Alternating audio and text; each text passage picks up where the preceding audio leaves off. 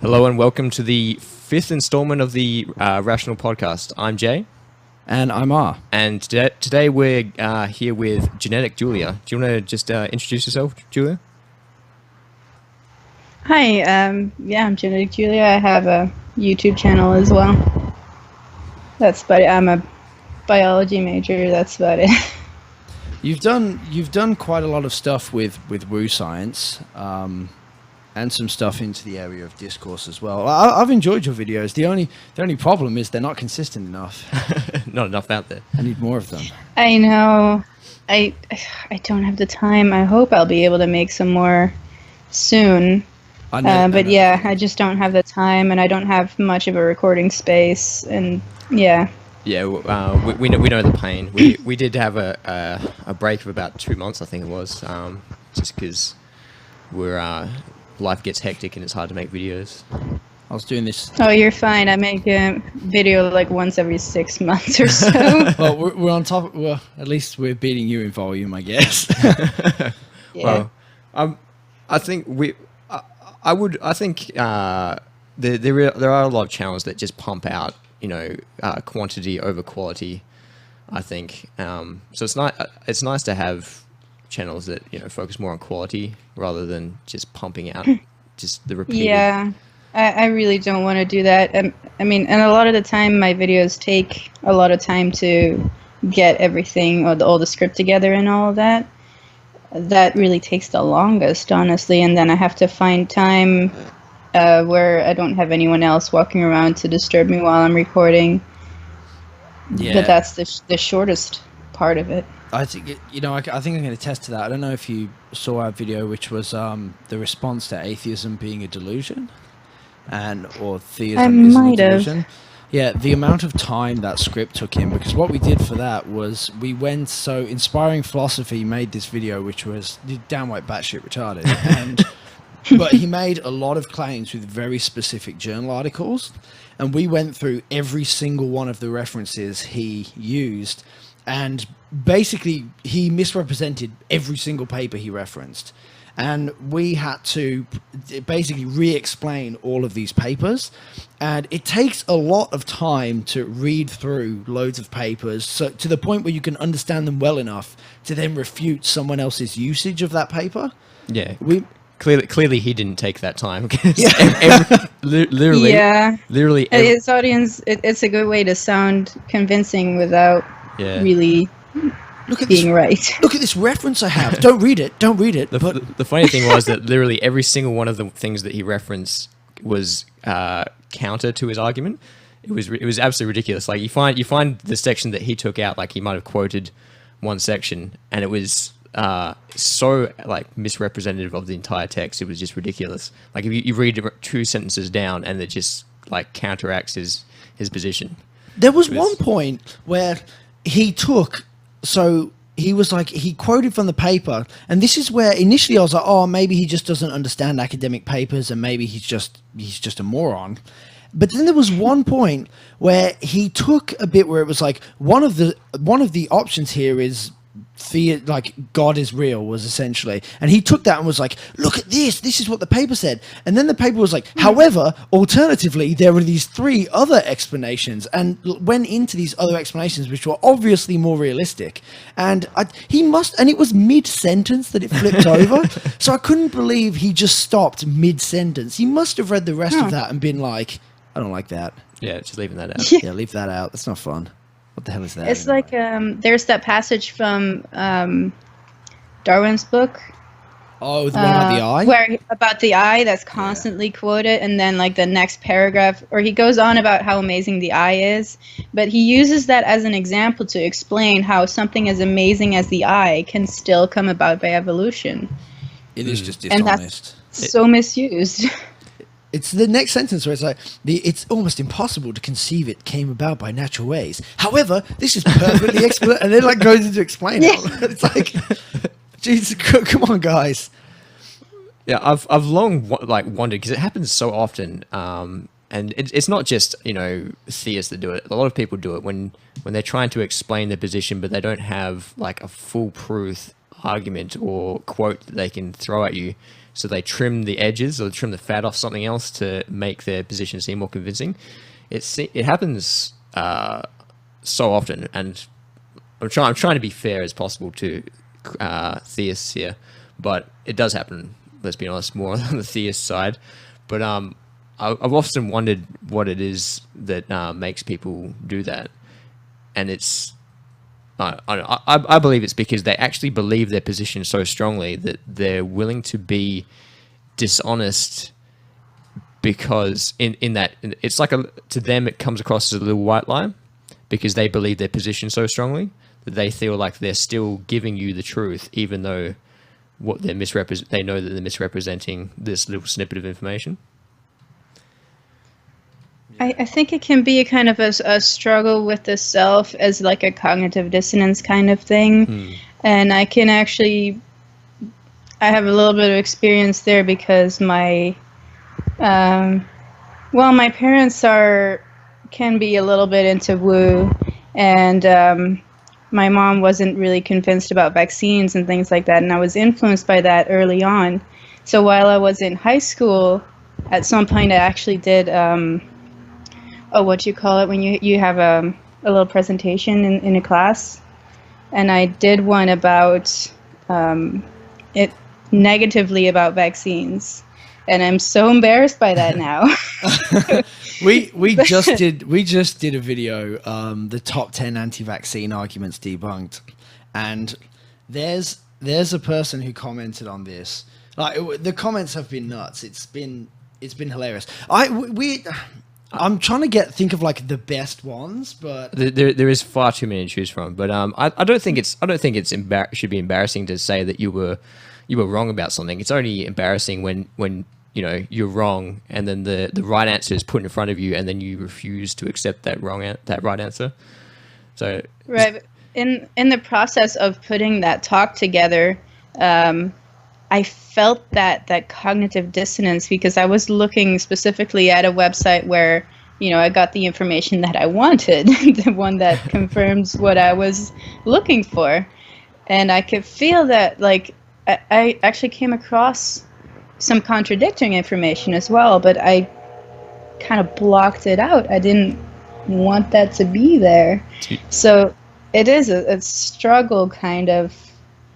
Do you remember I imagine it was a long time ago now, but do you remember what the thought process was when you were feeling that?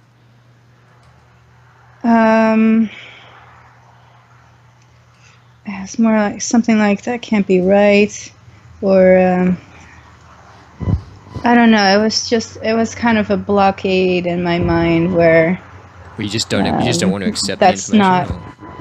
Yeah, like that's. It didn't fit.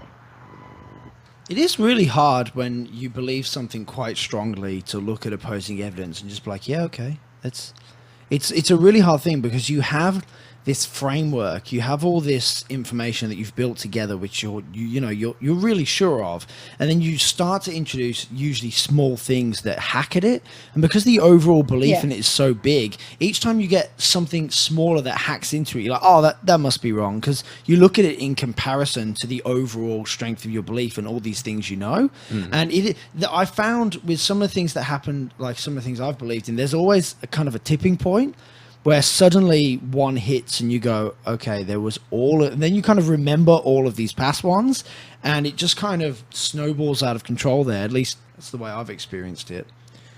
Yeah, that's exactly it, because that cognitive dissonance of ignoring that information that didn't fit does keep nagging at you, and eventually, I also just obviously I had biology classes that explained immunity and how vaccines worked and things like that, and that's when that's kind of the tipping point, I guess, there. But also it keeps nagging at you, and then you start to question that, and you're like wondering, wait, but I just ignored that. Can I just do that? Could there maybe be something to that? Am I missing something? I've had that. I mean, it's easier now, because now I've had a chance to like apply critical thinking for a number of years, that I can catch myself in those situations, and I kind of know what to do about it now. But recently, when doing this anti-vax stuff, I was like, people think that we're like big pharma shills or something, or like we've got some sort of agenda with this vaccine stuff. But the reality is, like, I don't care two ways about, you know.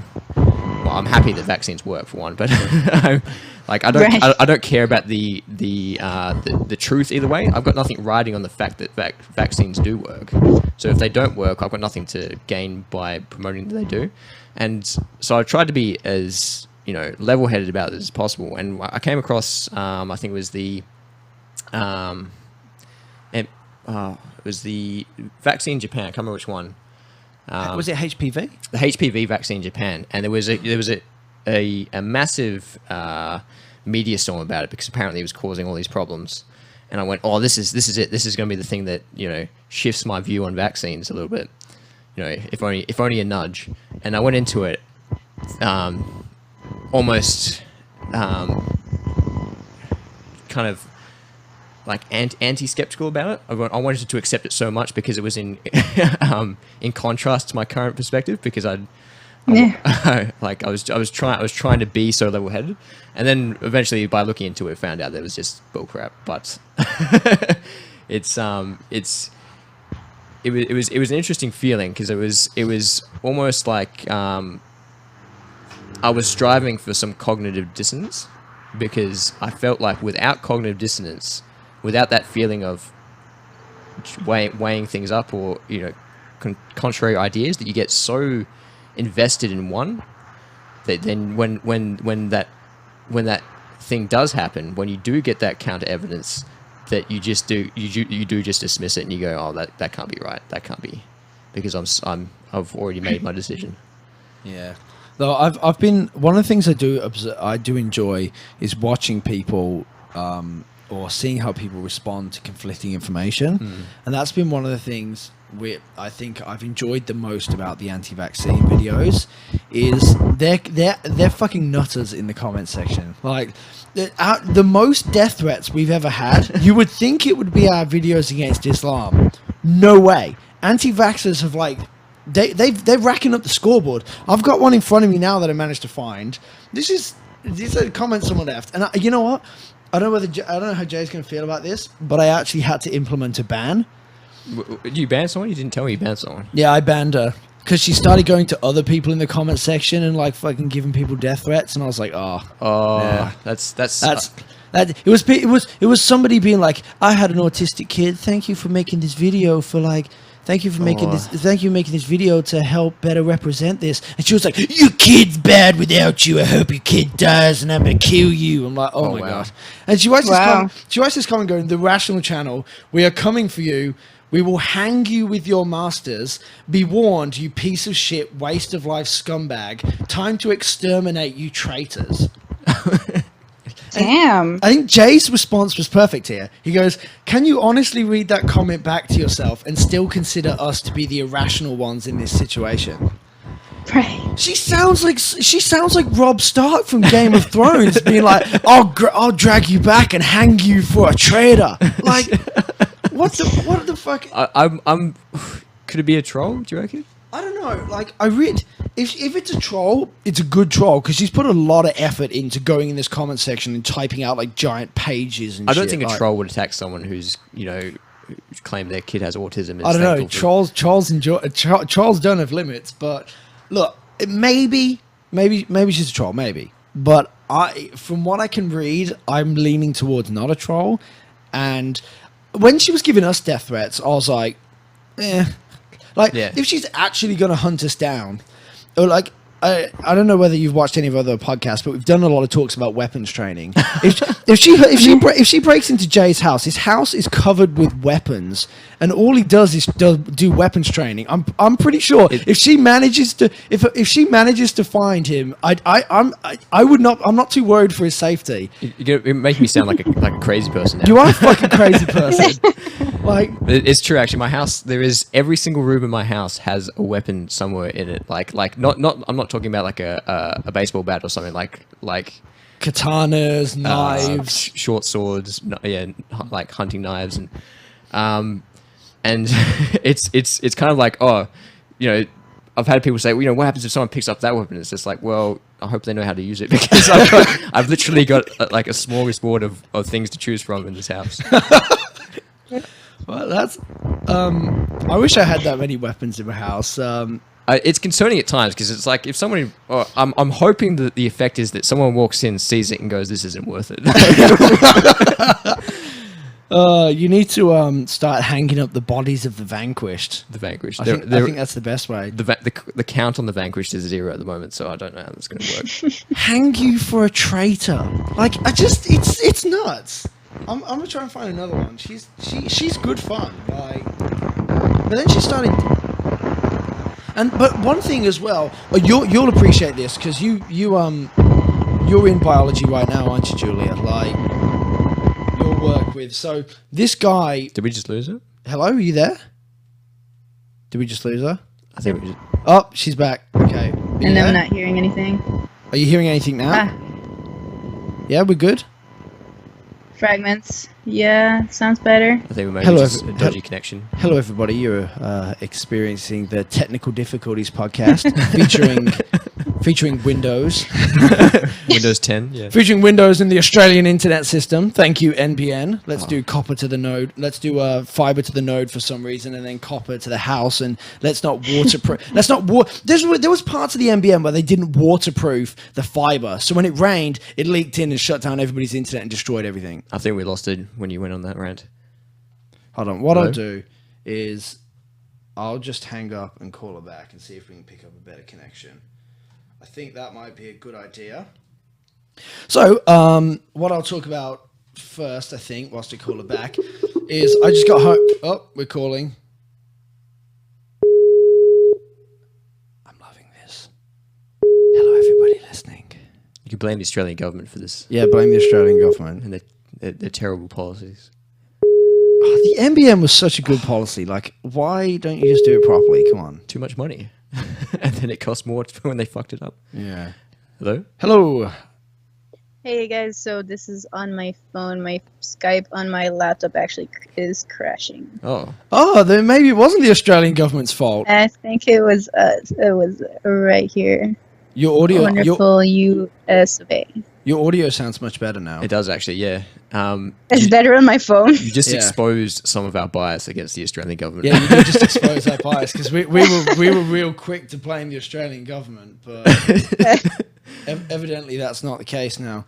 But I forgot. So this, because I think you'll understand this extremely well, because I'm sure, having done some research yourself, you get this. So one of the guys comments saying, "Now check this out for the next jab hit to the doctor's surgeries," but he did his punctuation wrong, which was really confusing. And he's got this link, and basically he goes on to say that Zika virus was created by the humans and is distributed through the governments and all that.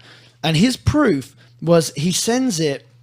He puts us a link to one of the academic websites you buy you buy things for to do experiments on, and he's basically got Zika virus, which is designed to be sent around for vaccine research.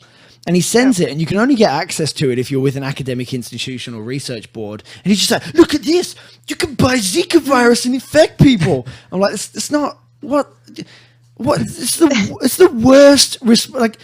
My response to him was, that is sold for research labs to experiment on. You actually can't buy it unless you get it through your academic institution. I work at an academic institution. I have to order things through the laboratory head technician all the time. How else do you expect researchers to try to find cures? God damn, you are really, really bad at this debunking vaccines things. Like, it's unbelievable.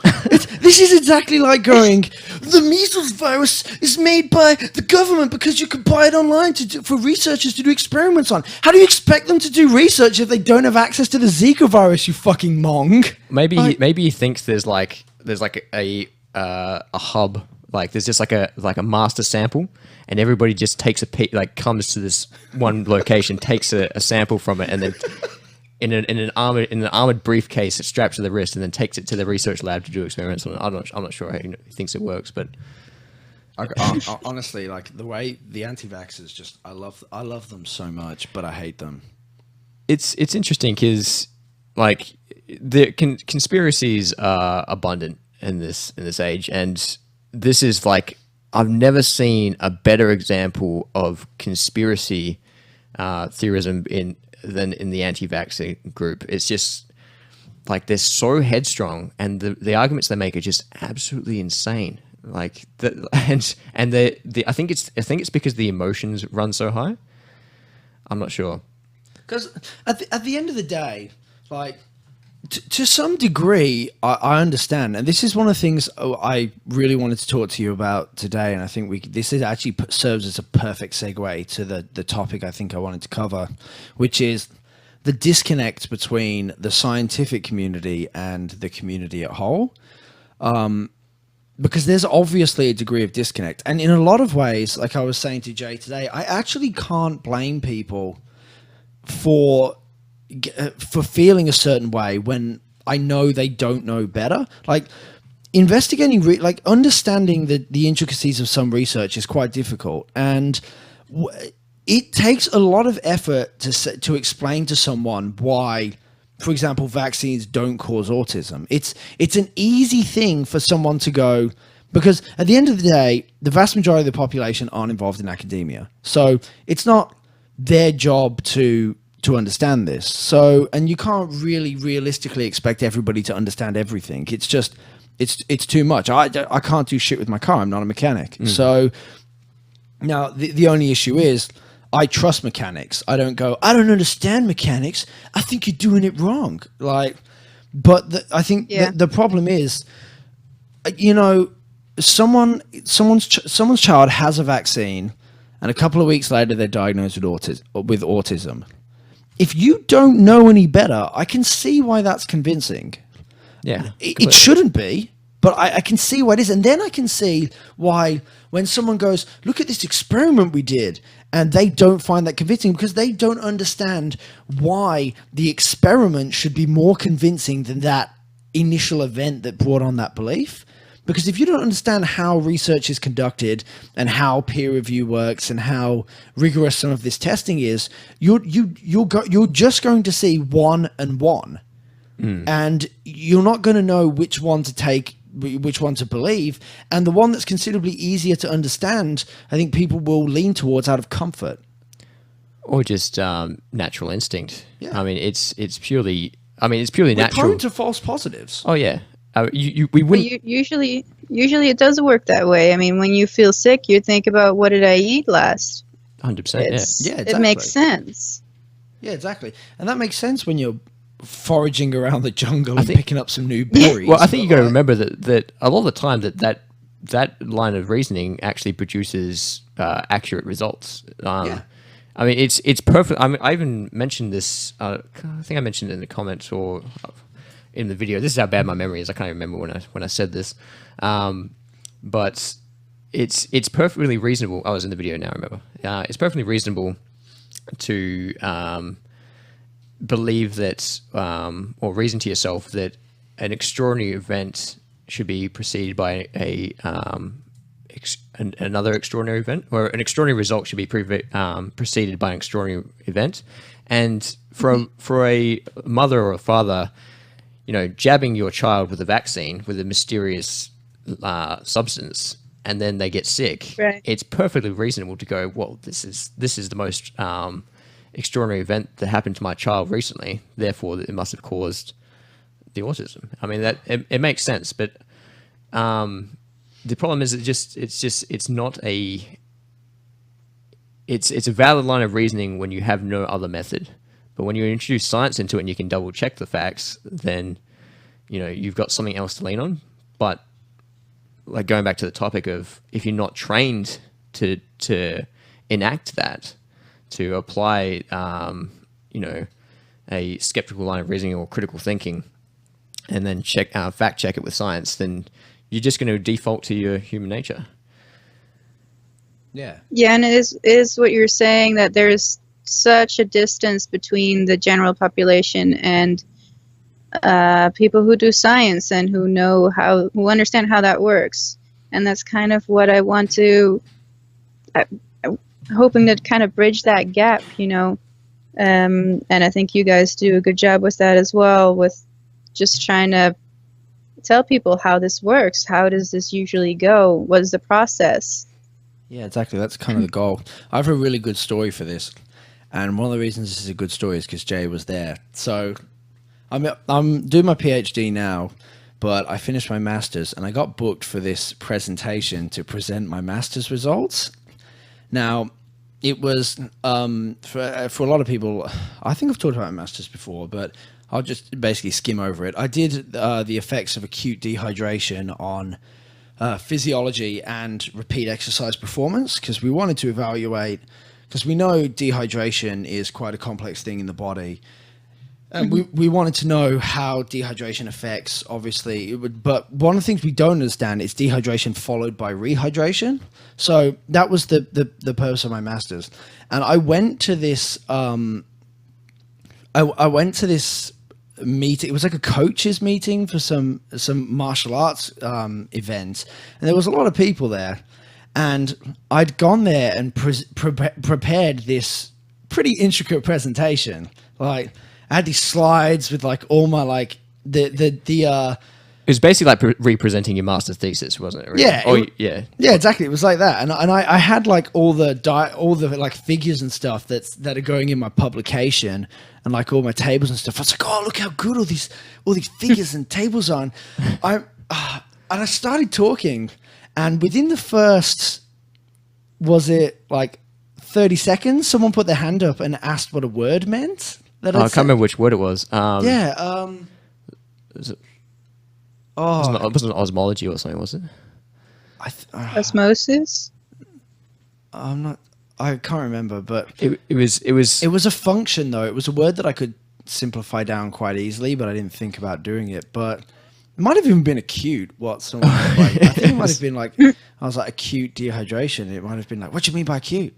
I'm just like, and that shell shock, like that was the first time I presented any of my academic work to the public. I've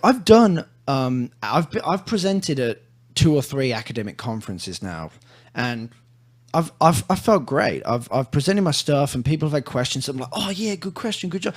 It was the first time I'd actually interacted with the public, and when I look back at it, I crashed and burned. I didn't do a very, like, at the end of the day, if you watch that presentation, you could get what you needed from it. Like, that's all well and fine. But the vast majority of it, I could see people just glazing over. And I'd done a really poor job. And it's funny, because I co-run a YouTube channel where all we do is like go, let's get this at the perfect level for the general public to learn this and understand it. And I didn't even, because I look at some of the words, I was like, oh yeah, no, this is, I don't know. I feel like I crashed and burned when I did that. I think you did better than you give yourself credit for. I mean, there was definitely a distance between you and the audience, because I was listening, and I was picking up words and going, you need to explain that, in my head. I was thinking, you need to explain that one, you need to dumb that one down. And for some of them you did. But even the explanations for a lot of the people in the audience went over their heads. Just to give a little bit of clarification, the type of people that we're talking about here aren't like they're I'm trying to give a good analogy. My face right now is perfect. I'm just looking at like how you're going to approach this. I don't want to say hillbillies. it's the closest thing I can come up with. Tom, Dick, and Harry. Yeah, they're just average Australians with, you know, a pretty average Australian education, I would say, which by global standards is actually a poor education. And yeah, and I think that was one of the times when I really realized there was this disconnect between the two of them. And it's a hard thing to try and bridge when you think about it. Because I look back at that and I try to think about what I could have done better.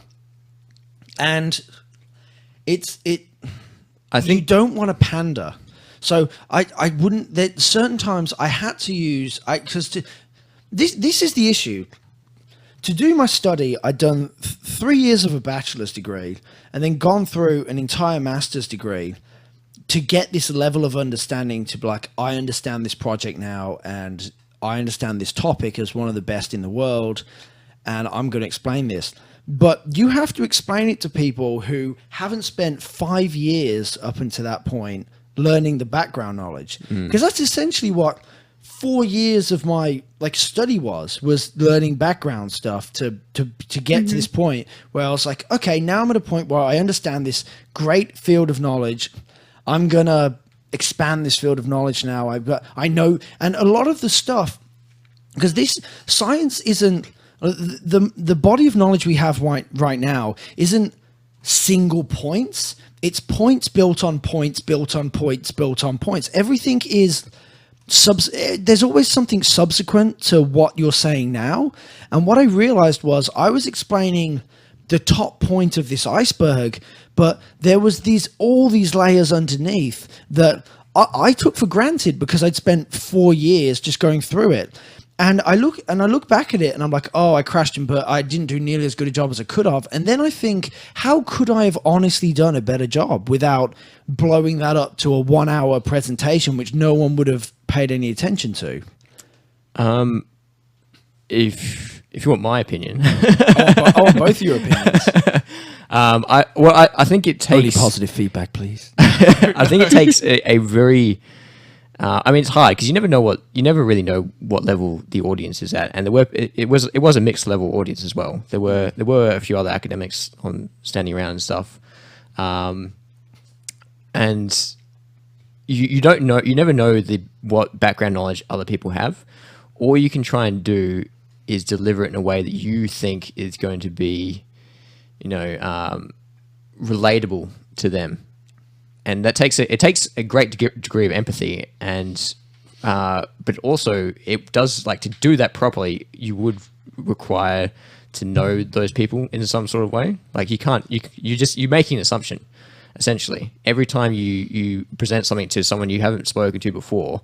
You're making assumptions about what level of background knowledge they have on the subject you're talking about. So without any kind of interaction with the people, I think you're kind of limited in that. And all you could have done was present it the way that you understand it, and then present it in the most basic principles to get the general idea across. Which you did do for a couple of them, but I think you should, if you made that the focus, if you made the focus of bringing it back to what's relevant to them, then and something they can relate to, then I think you would have done maybe slightly better. Julia, anything to add? Communication. Well, I think it brings up a good point that it's not just the public that's having trouble understanding academics. Academics also, a lot of the time, don't really know how to talk to the public, and that's something. That also needs to be worked on. It's very. I noticed I've been sheltered really because I've spent a lot of my time really with people around me that were relatively intelligent and well informed and understanding that kind of stuff that's basic to me, but not to everybody else. But I just. I don't want to spare people those tedious details. I know in some of my videos it might get a little bit boring. In the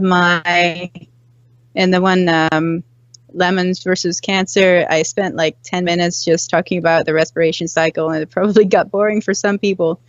But I want to go deeper into that, and I think that's not a bad thing. But you have to take it into chunks, I suppose.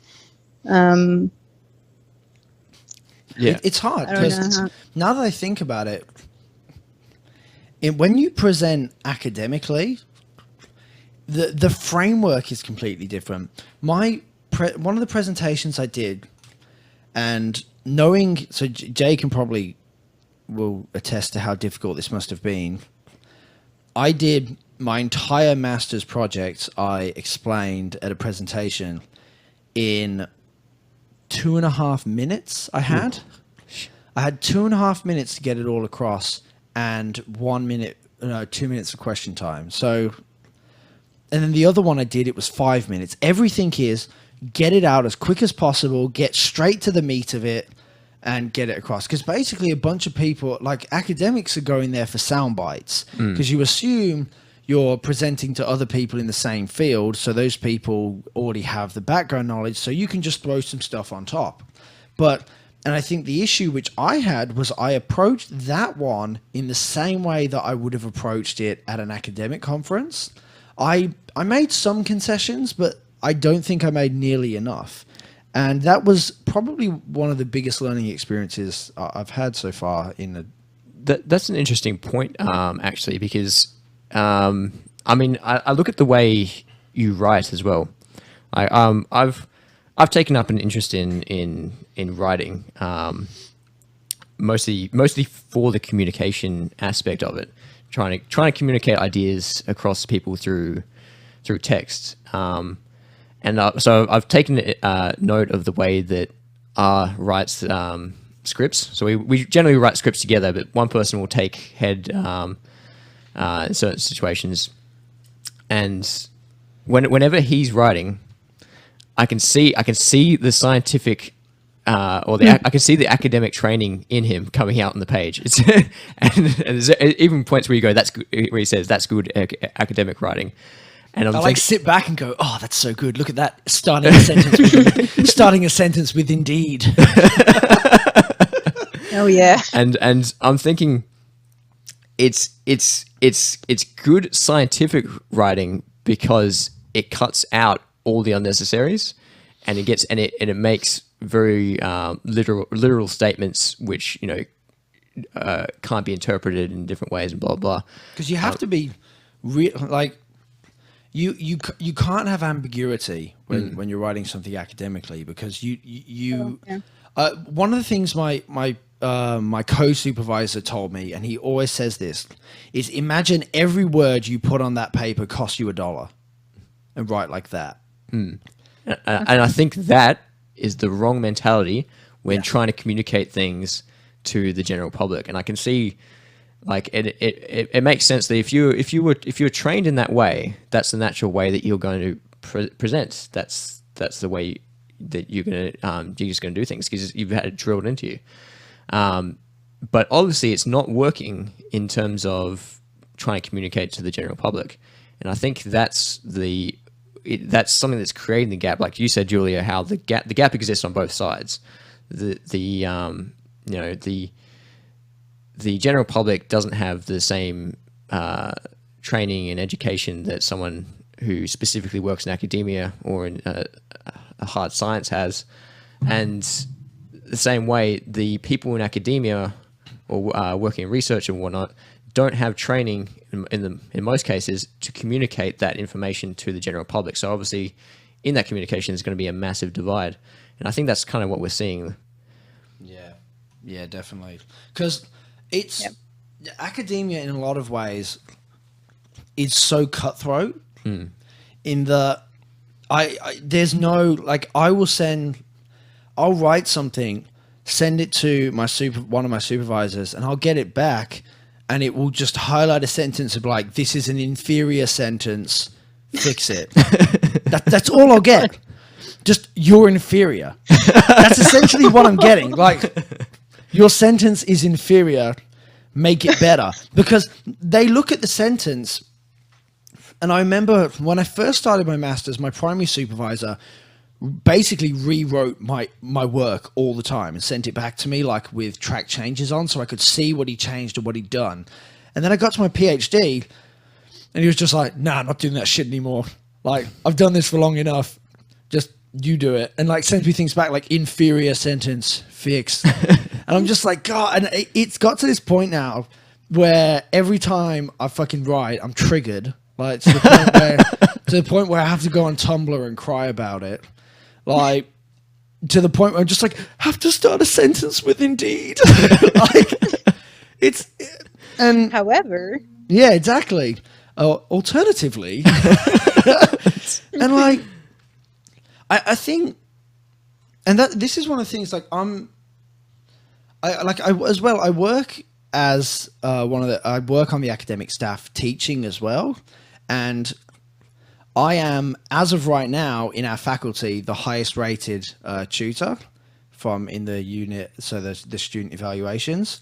So, and you know what the main positive comments I get when I read my evaluations are? Really good at breaking down simple concepts and explaining it so I can understand. But that's because the material is written in a way that is designed to be taught. Whereas in academia, when you do a study, you're not reporting it to teach it, you're reporting it to give results. So it's actually a different function, which is what I think is what, because I can obviously do this, but what it is I've taken extremely basic base knowledge that I've learned in a way that was taught to me. Whereas my research now, like I pretty much self-manage at this point, and like there's not many people who can really tell me much about it. So I manage it myself. I write it myself in a way that it's going, here's what I found, here's a result. Not necessarily, oh, I'm going to teach you about this today, which is what when I have students, I do it like that. But when it's been to do with research, I've written it in a completely different way, which I've started to notice more during this podcast, not even like over my life. Now that I'm thinking about it, I'm realized. Yeah, I know. This literally is like, just come to the realization. Yeah, this podcast. Hello, everybody. Welcome to the Epiphany podcast, featuring R, who's just questioning his entire existence and way of communicating knowledge. Like, and it comes down to the function of why you're telling people something. And when I went to that presentation, my function wasn't to teach people. My function was to report something that I did. Yeah, that makes a lot of sense. And you want me to teach you about the Krebs cycle? I'll do a great job. But you want me to explain, like I could explain the Krebs cycle to a 6-year-old and I reckon I could do it well. But do you think that has also something to do with the fact that the knowledge is more recent to you? So because this is new knowledge to everyone as you're it's literally been discovered as you're doing it. So you're by me. Yes. So it's not like the first person in the world to know. So like when it requires a great deal of understanding of how that information relates to other things in the world.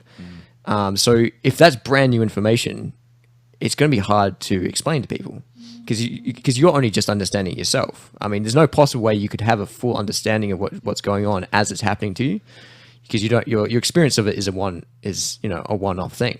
So as much as you could say, I understand what's going on here, your experience with it is so limited that I imagine it would be very difficult to explain that to someone because the information is already so new to you.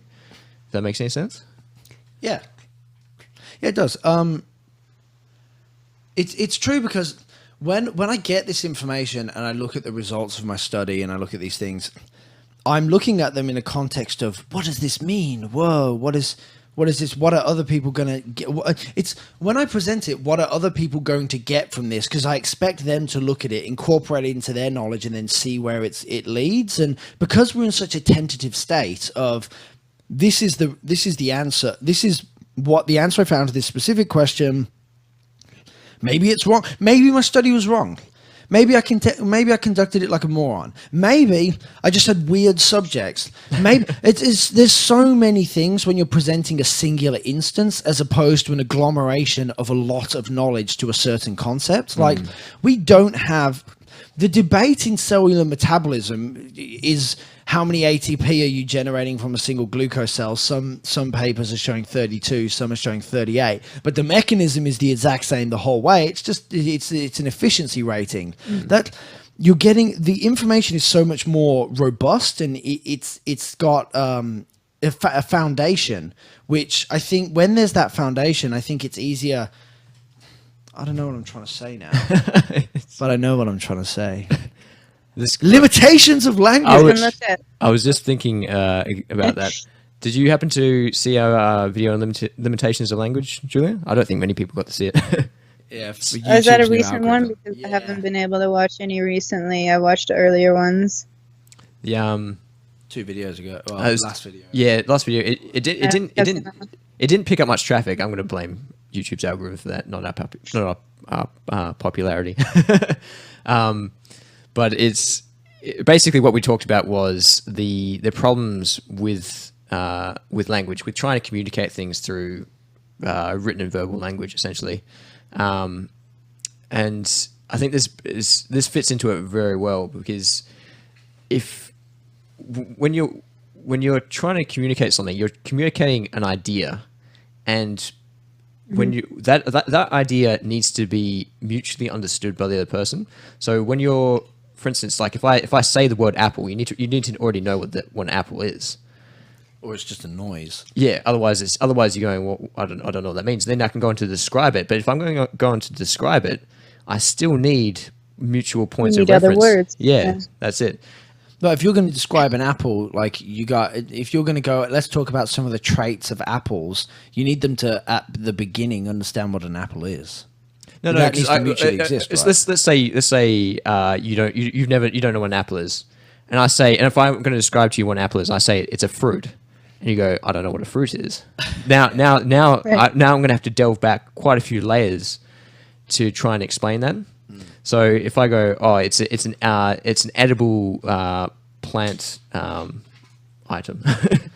It's for lack of a better word. That makes me want to get a clip from the Shrek movie where it's like onions are like Shrek ogres are like onions. Onions have layers. But change it to just dub over science. Science is like onions because they and then dub it to take up a lot of money. No, layers, donkey, layers. Or layers, Trump, layers. Trump, and like you put Trump's face over donkey. That video needs to exist now. Yeah, I wish we had the editing skills. I reckon someone in our audience has that editing skill. So if you do that, come on, guys, do it for us. We'll love you. We'll give you virtual high fives.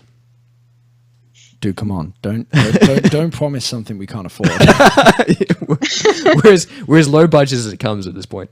But yeah, that back to the point of communication. I think that's really that could be where the crux of the issue occurs when you're so many points of reference removed from the subject.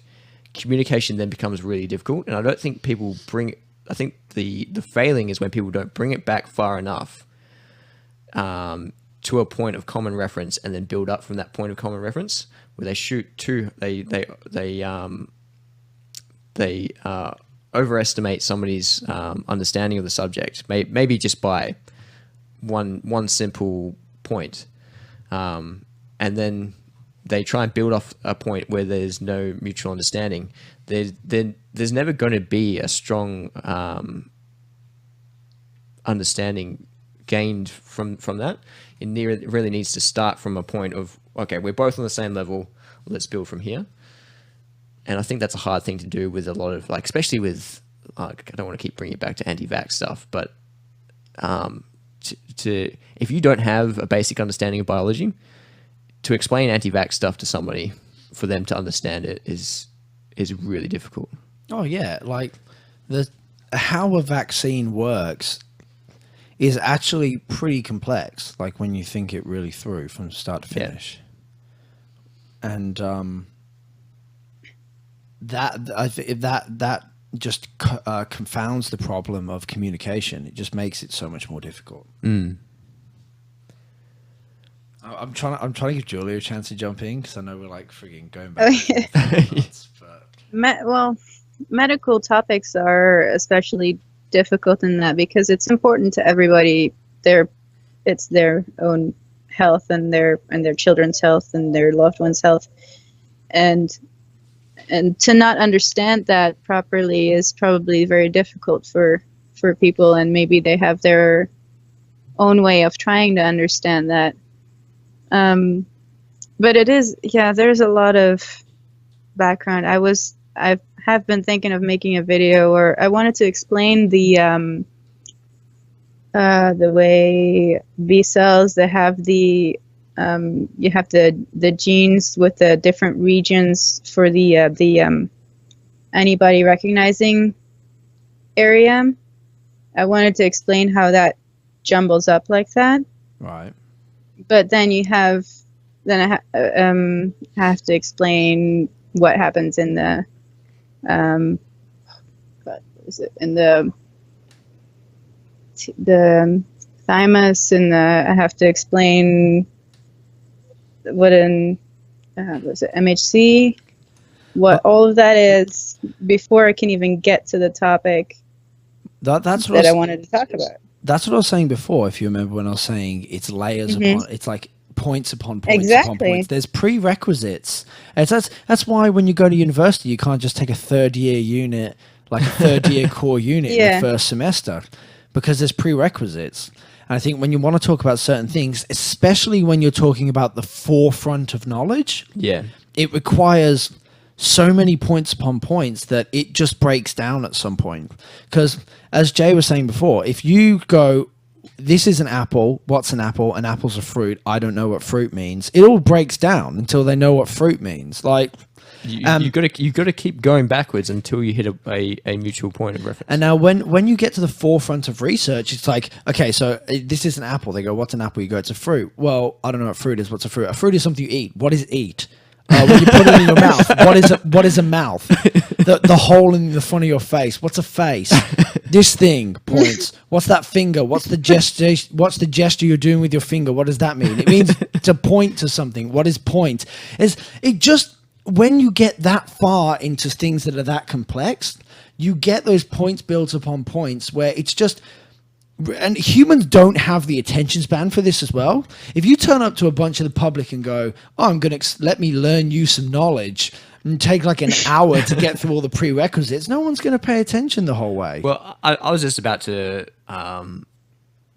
make a similar point of like, was it people can remember what 7 things at a time or? Yeah, I'm not sure. But there's a limit to how much information you can take in at a time, and I think if you have to go so far back that you fill up the person's bucket before you even get to the point you were trying to make, I mean it almost makes communication impossible if the divide is too great. So how do you solve that then? How can we make a bridge between us? Well, that's an excellent question. That's $1 million question. Can we provide the solution right here in this podcast? All right, everybody, put your seatbelts on. We're about to solve everything. We're about to learn you some shit. We're about to learn you some knowledge. I think this is a multi-pronged solution. First of all, I don't think there's a singular solution like have magic eggs, but the education. I don't know, magic eggs, man. I don't know. That's just. What's the relevance of magic eggs? What's magic? What's an egg? Oh shit! What's eat? No. The education system has to be mentioned first. Yeah. I think there are. We have. This is one of the things. We have people in formal education, compulsory education, depending on what country you're in, from the ages of like 6 to 17 or so, 6 to 18 or so. We've got you get people in formal education for like a decade. What? Decade's 10 years, isn't it? Yeah. Yeah. And you're doing them, and you've got a master's degree. Yeah.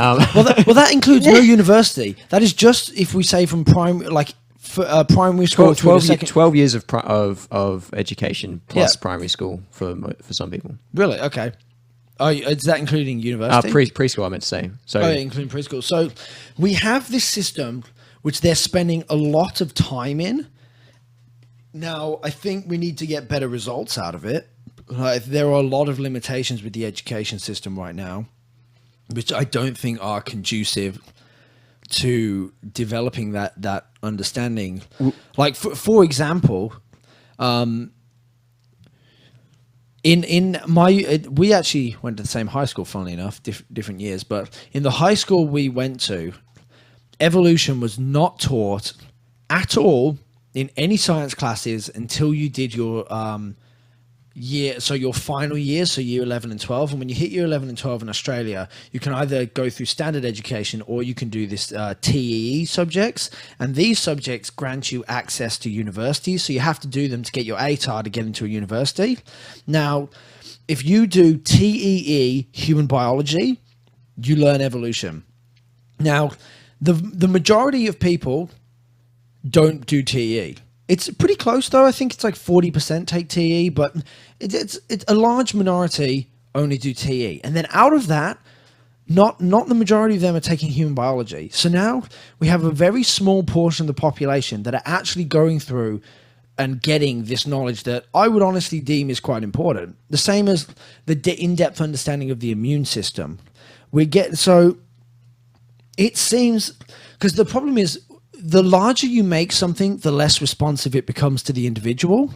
And when you create a giant education system, like look at the USA, there's what, 200, 300 million people in that country? Close to 300 million, I think. Yeah, so, and in Australia, we've got like 25 million, but it's a giant system with federal regulations to manage millions and millions of people who are different. And what we get is a sluggish system out of that. Oh, yeah. The education system is sluggish. You could, if you got one student and you had this thing designed for them and teachers specifically for them, which you obviously can't realistically do, but I'm running my hypothetical here, you could probably teach them that entire 12 years of education in 5. Maybe even less. If you everything's tailored to that person, right to their limits. They're always at their limit. You're always like right there at their optimal working zone, and there you could get it done so much faster. But we have this system built for people who don't want to be there, people of different responsiveness to that single kind of education, because teachers now are so restricted that they have to follow these lesson plans so closely. They just don't have the flexibility they used to. The classes are big. How can you... It's hard enough for me when I'm teaching a class at a university of people who should be at a certain level of education and should have interest in the subject because they're paying, they're racking up like $2,000, like $1,000 debt for that one unit. It's hard enough to translate something effectively to 18 people, which is usually where my classes get at. There's in my high school, I had classes of like 35 people. Yeah.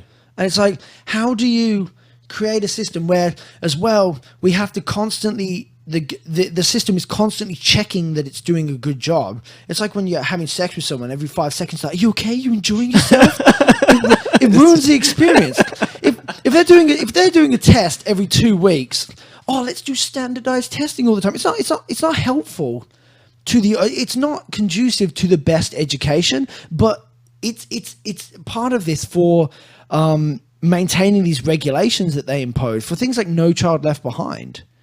Or I think is an example of that. I'm actually not American. But well, if you, I think what you've got to do is look to where the success is, and if you look at Finland, I think it's Finland, where they have no homework or testing in primary school, so kids basically just get the focus is on education. The focus is on let's learn some stuff. Let's not worry about how well you're doing. Let's worry about whether let's not worry about how well you're doing in comparison to everybody else. Let's worry about whether you're progressing. That's what the education system appears to be doing there, and it works for them. Whereas here, like, without trying to open the massive can of worms that is the Australian education system, it's purely done to manage numbers. That's it. It's how can we cost effectively manage this population and give them the bare minimum they need to be productive citizens. That's all it is.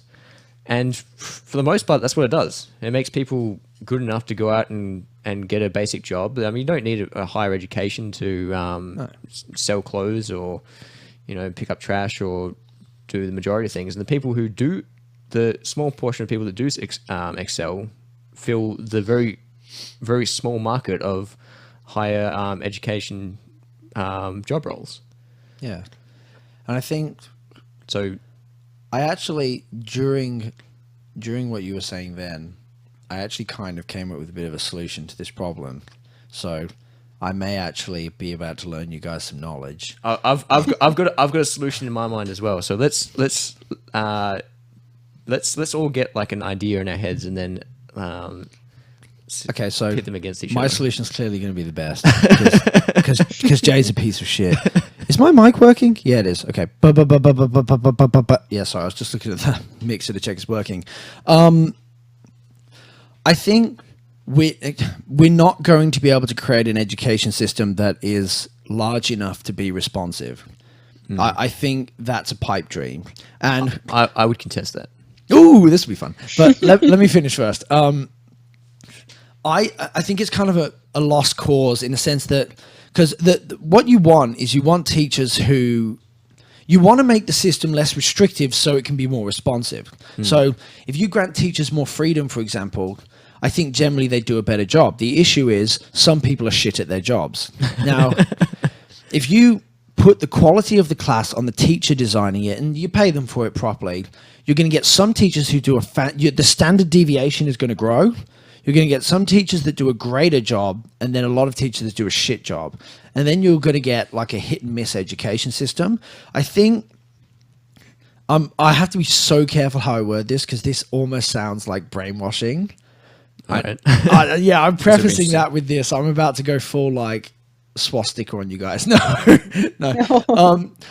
Basically, I think the education system needs to include education on how research works. I think that if they because if we can develop them to understand the process, it will develop the trust in science. And I think if they can develop the trust, we don't necessarily need them to understand everything. We need them to know this is the mechanisms they will have gone through. This is what they're doing. That is, it's less likely to, for example, for them to just go conspiracy or scientists don't know what they're talking about. It's not perfect, but I didn't know shit about research until I got into my master's degree.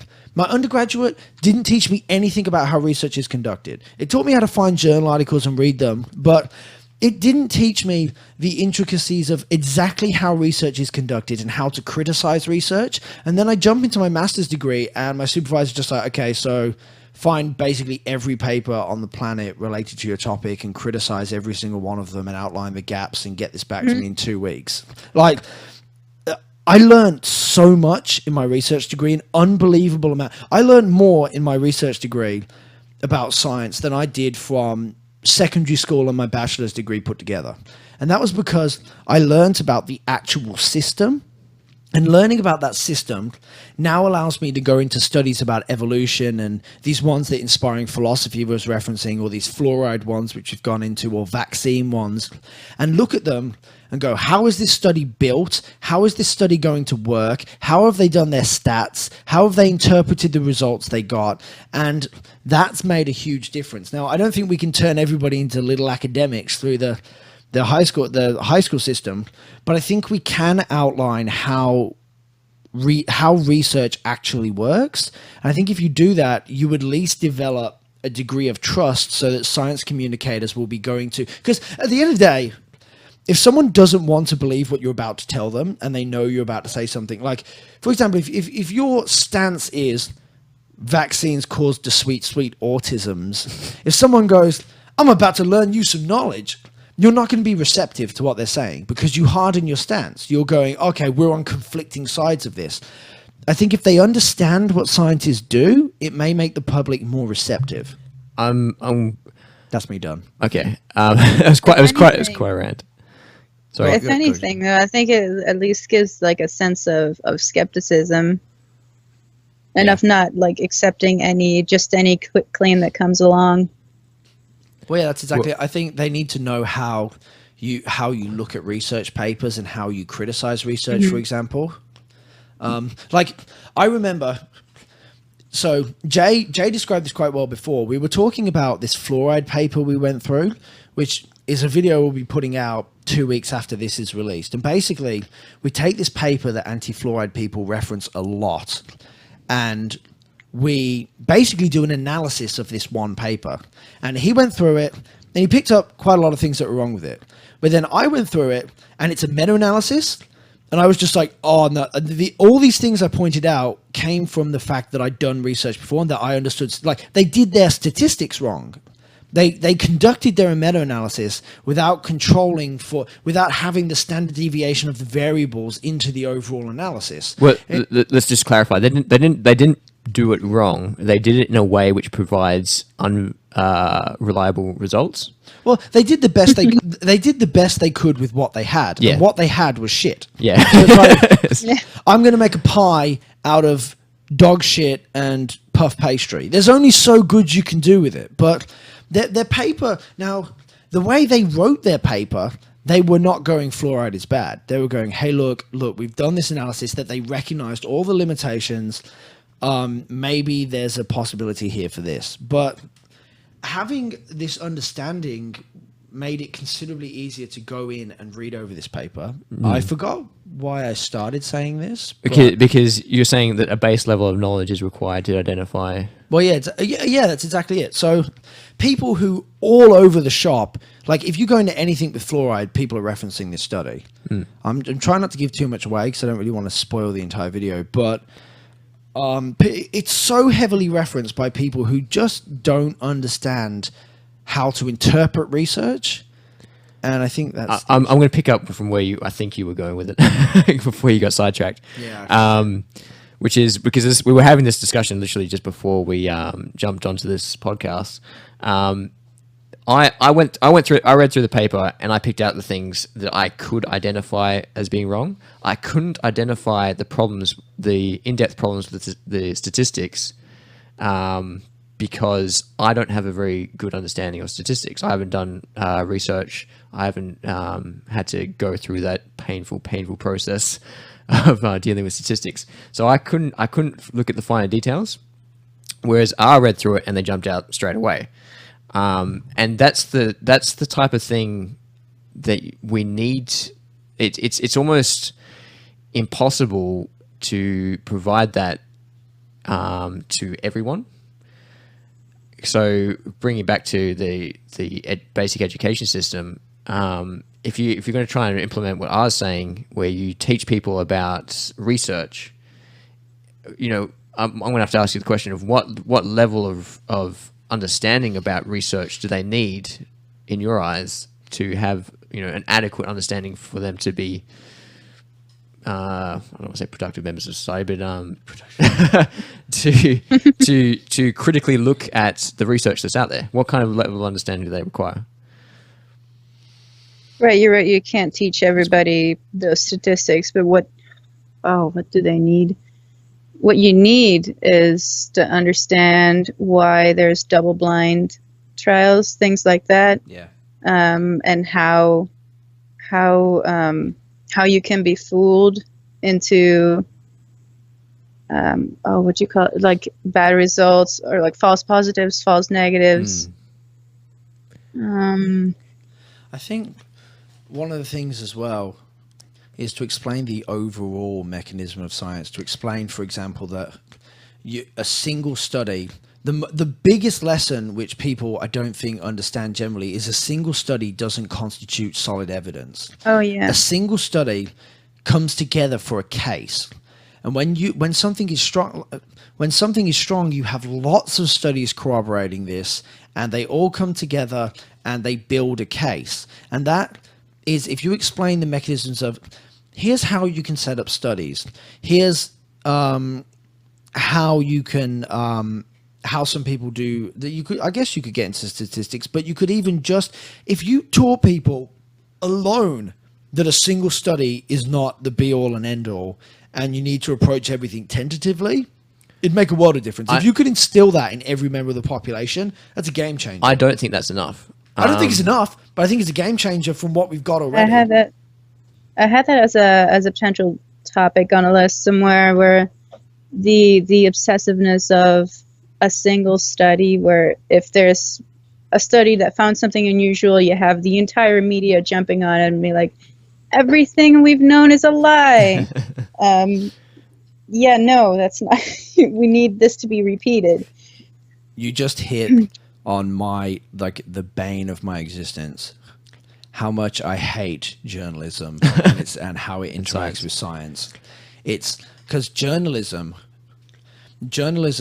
in the way it is now is designed to get eyes to your article, or to get ears to what you're listening to. That's what journalism is designed for. Consumerist journalism. Yeah, consumerist journalism. And when the Harvard study goes, oh, look at this this possibility of this, that's not strong enough to get people. You can't write a title that's like, fluoride could possibly maybe needs more research, but could influence this. No, it's going to be fluoride makes you dumb.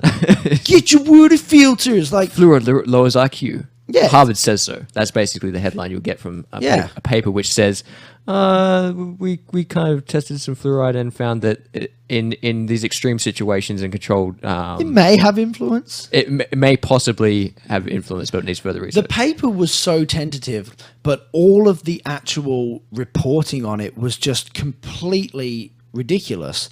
And at the end of the day, you don't have journalists who understand, not all journalists, of course, but the majority of journalism doesn't understand the mechanisms of science, which is why they can take a single study and make such mad claims off it. And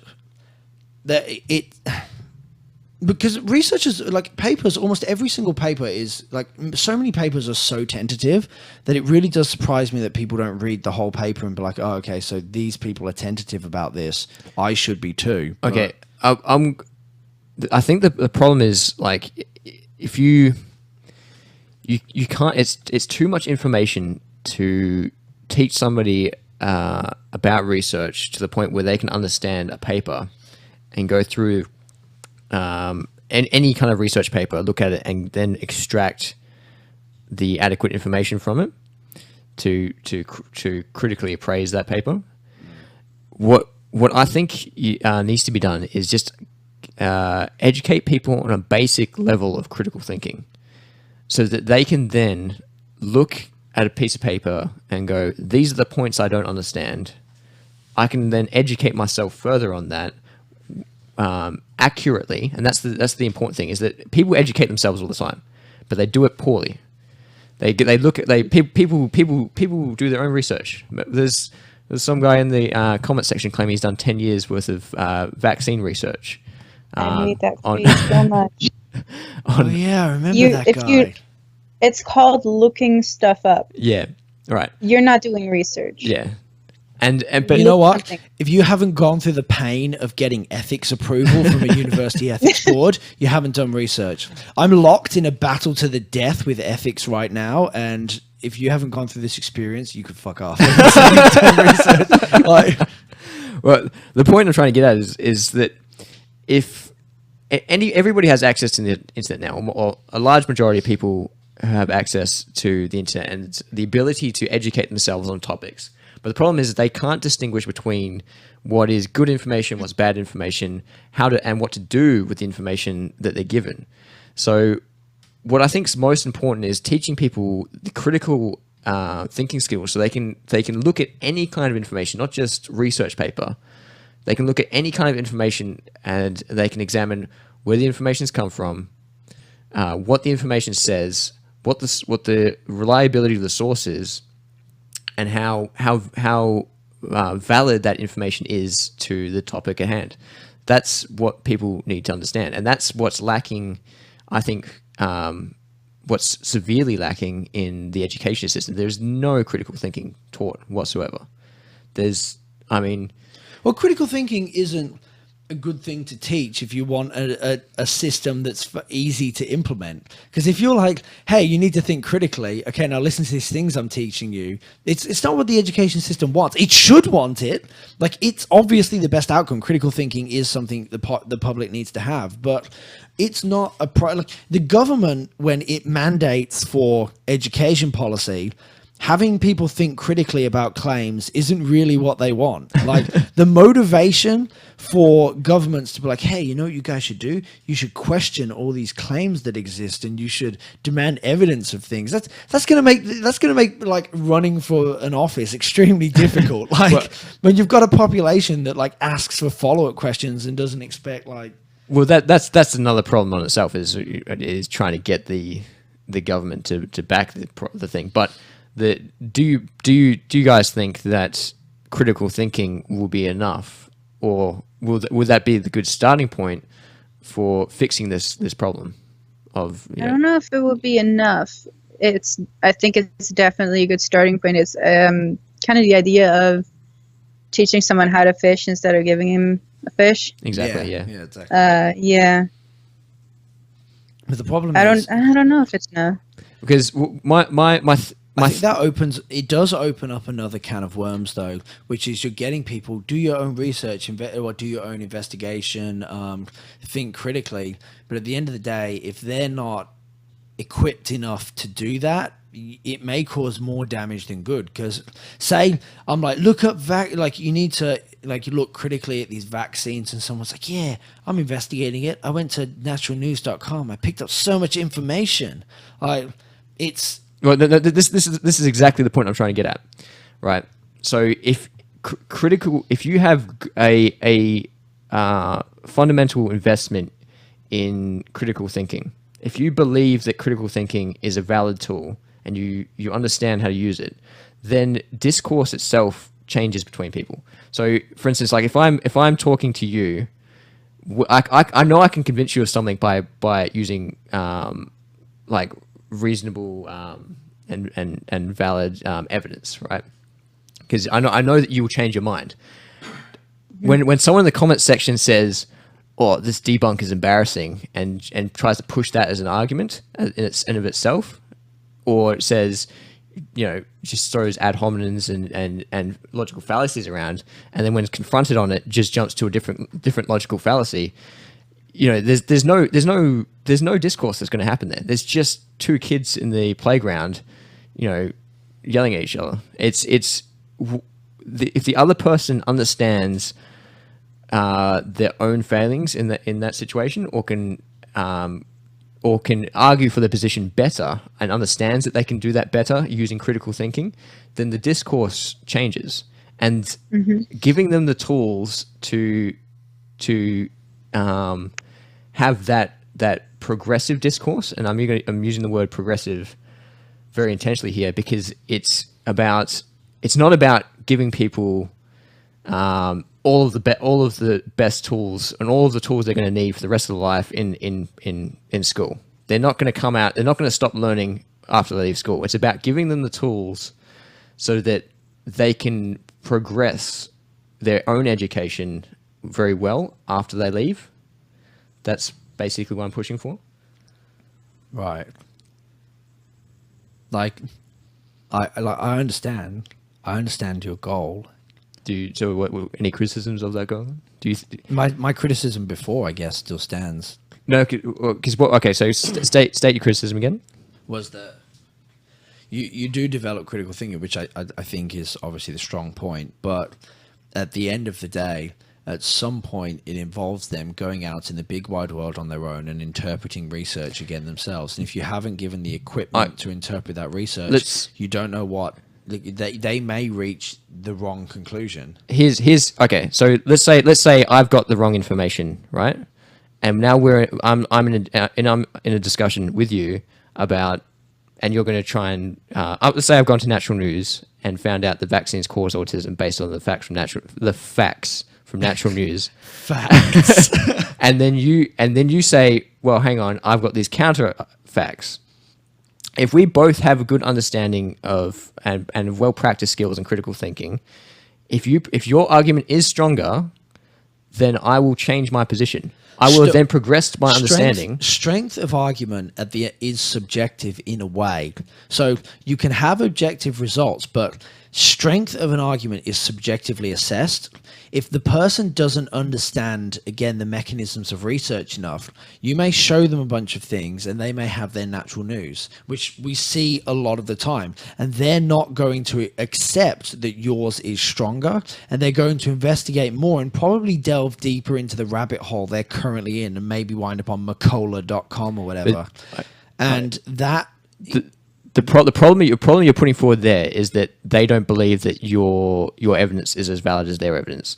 But you can then, if the critical thinking is there, you can then prove that fact wrong. How?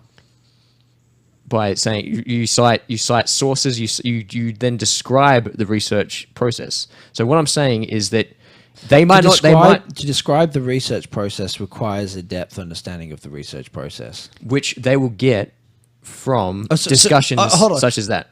Oh, okay. This is what I'm trying to say is that you learn on the job. It's basically you can't educate somebody for a lifetime of information. There is too much information to educate anybody on. I'm basically saying teach a man to fish is what I'm saying, and then he will become the best fisherman he can be. That's what I'm saying. I guess my point I'm making, I'm agreeing in the way that when I described my way of doing it, it was very similar in that you teach them the mechanisms of research, so it develops that trust in science, blah, blah, blah, blah, blah. The issue I foresee, which don't get me wrong, the system you've presented is definitely better than the current one. That's right there. I'll give that out right there. Honestly, there could be a system where it's like you sit in your back garden and get hit in the head with a 2x4, and it may actually contest with the Australian education system. But my issue, and where I think the limitation happens, is the Dunning-Kruger of it all. In that you teach people you teach people to approach things critically and look at things, but you have to at some point teach them exactly what they're looking for and what is empirically better ways of doing things. And then the efficacy of your teach a man to fish is based on how well you taught them to fish. If you taught them so critical thinking is in this analogy isn't actually the fishing itself, it's the knowledge of the goal of fishing. So it's to get fish out of the ocean for yourself, but the actual mechanism of how to use a rod is understanding how research works. Now, if someone doesn't understand how to use the rod properly, they may, they'll dive into they'll throw things into that ocean aiming to pull a fish out because they know the objective is to bring fish out, but they might be dangling their testicles in the water with hopes of actually getting a fish. I want to give Julia a chance to pipe in on this bit, but just before you do, I want to contest that analogy. Because it was off the top of my head. All right, because what I'm saying is that information is the fish, and understanding of research is information. Critical thinking is the ability to pull information out of the water. That's what I'm saying. So in my analogy, what's the fish again? The fish is information. Okay, so then I'll just fucking goalpost shift. I don't know. Are we having like an argument, or are we trying to? We're having an argument now. No, I'm joking. No, I think Julia needs to jump in. It'd just be interpreting the fish at that point. You'd have to teach them to interpret the fish. At some point, it falls down to a rigorous knowledge that you have to put on them. Okay, I accept that analogy.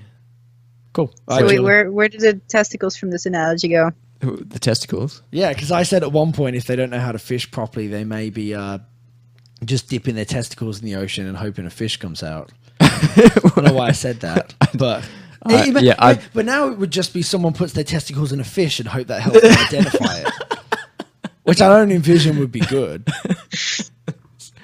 But yeah, Julia, do you want to jump in? We've spiraled out of control now. Yeah, I was just remembering something about.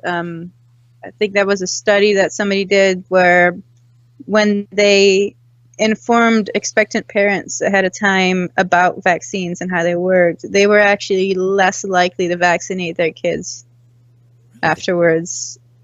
That was an interesting thing that I thought. Do you know why? Did they have any reasoning for why? I could understand that. So hold I on. don't. Can you Yeah, I just don't quite re-explain that to remember me? what it was. They explained to them what vaccines were and how they worked, and then afterwards they were less likely. Have I got that right? They were less likely to use vaccines after they were urged to, or their importance was stressed or something like that. I think it was explained to them that they prevent disease and things like that. And I think it's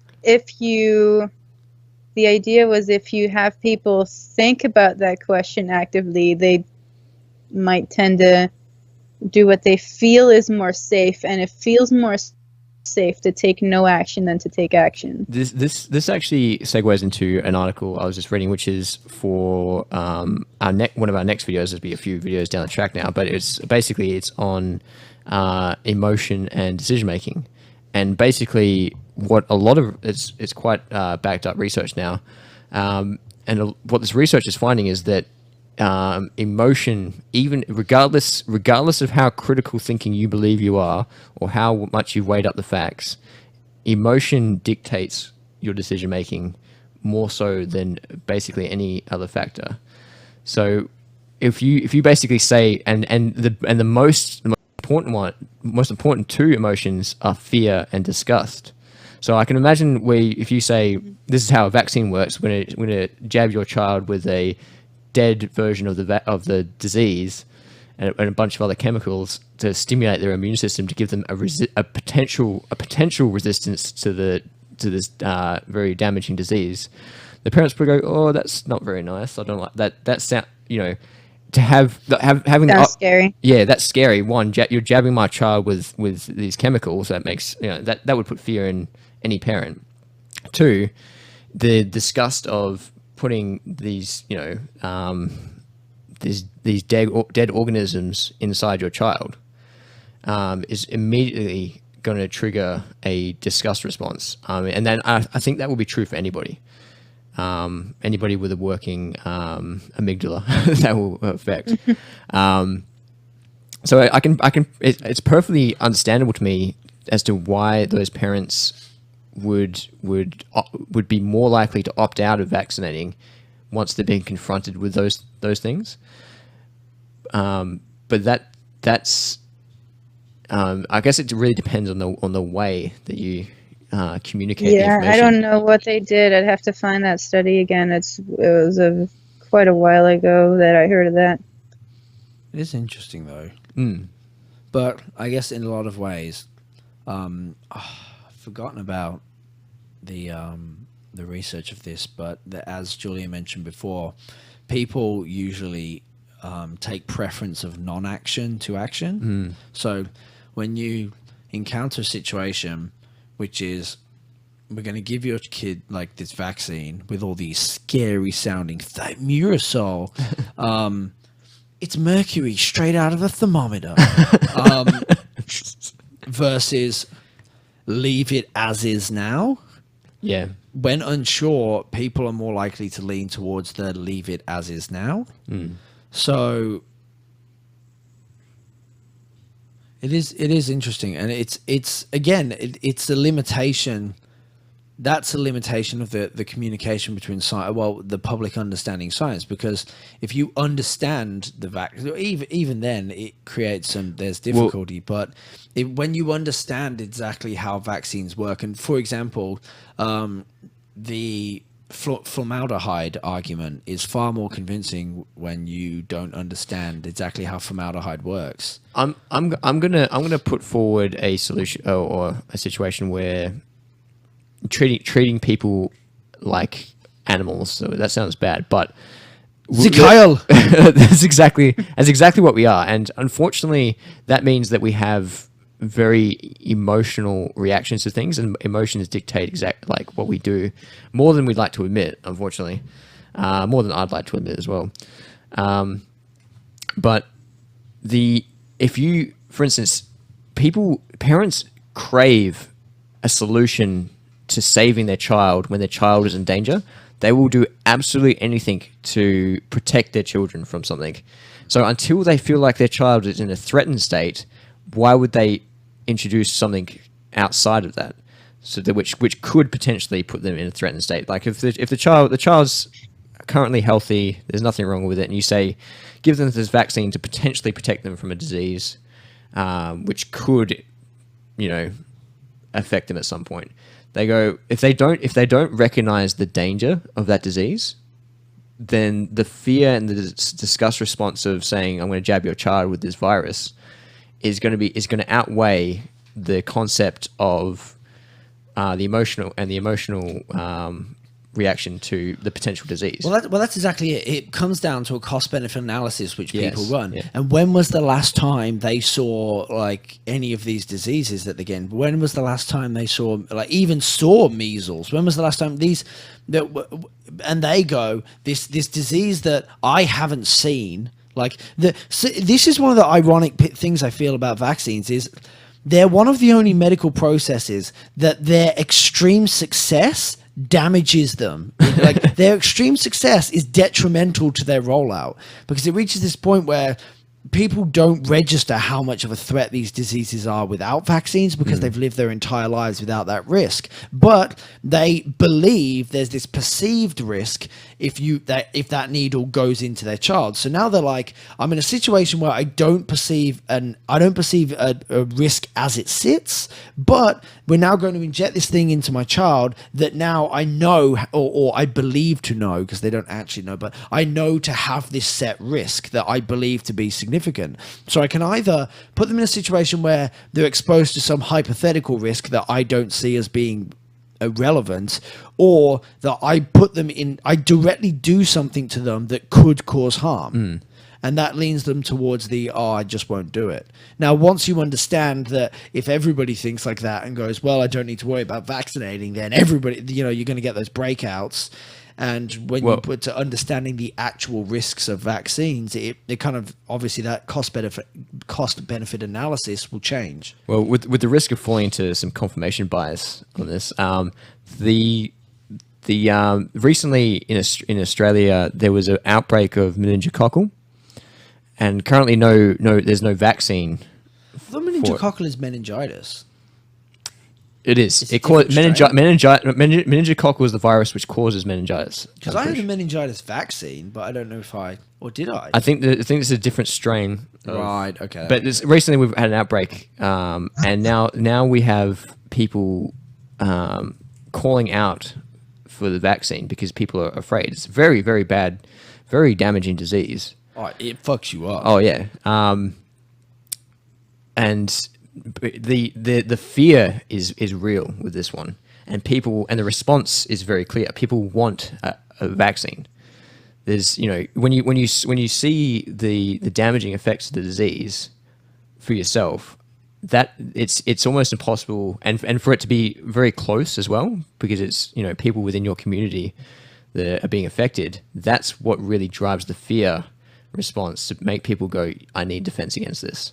And without that, people tend to, people just don't recognize the significance of it.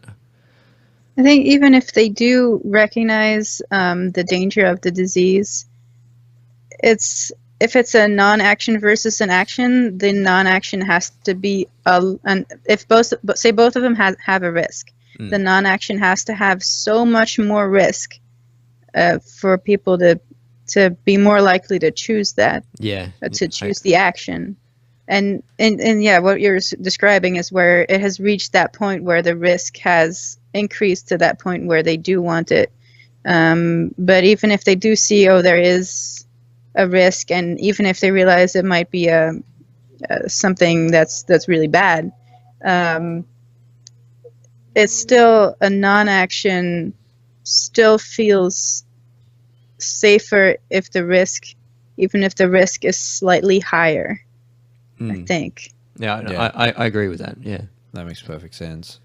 But then I think, and I actually had measles because I wasn't vaccinated as a child. I got my vaccines later on, but I had to do it myself, or not do it myself, but I had to go get them myself. Right.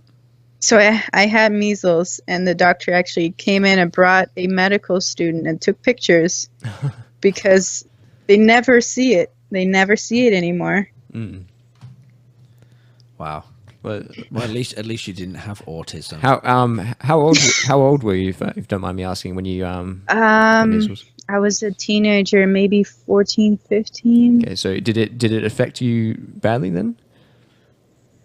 I probably had a milder version because there is still the herd immunity. Yeah. But I don't remember very much of it. I think I was just out of it most of the time, just sleeping. That's it. Yeah. I think measles is most damaging. I think most diseases are most damaging to children and the elderly. But yeah, it's a testament to, like you were saying, how effective these the vaccines are. It's just the fact that the doctor has to come in and go, check this out. we don't see this anymore, because of the success of the vaccine. And like it's. I think you guys are all sheeple. It's because people started washing their hands. That's why the vaccine went away. The vaccine went away. You mean the disease went away? The disease went away. Yeah.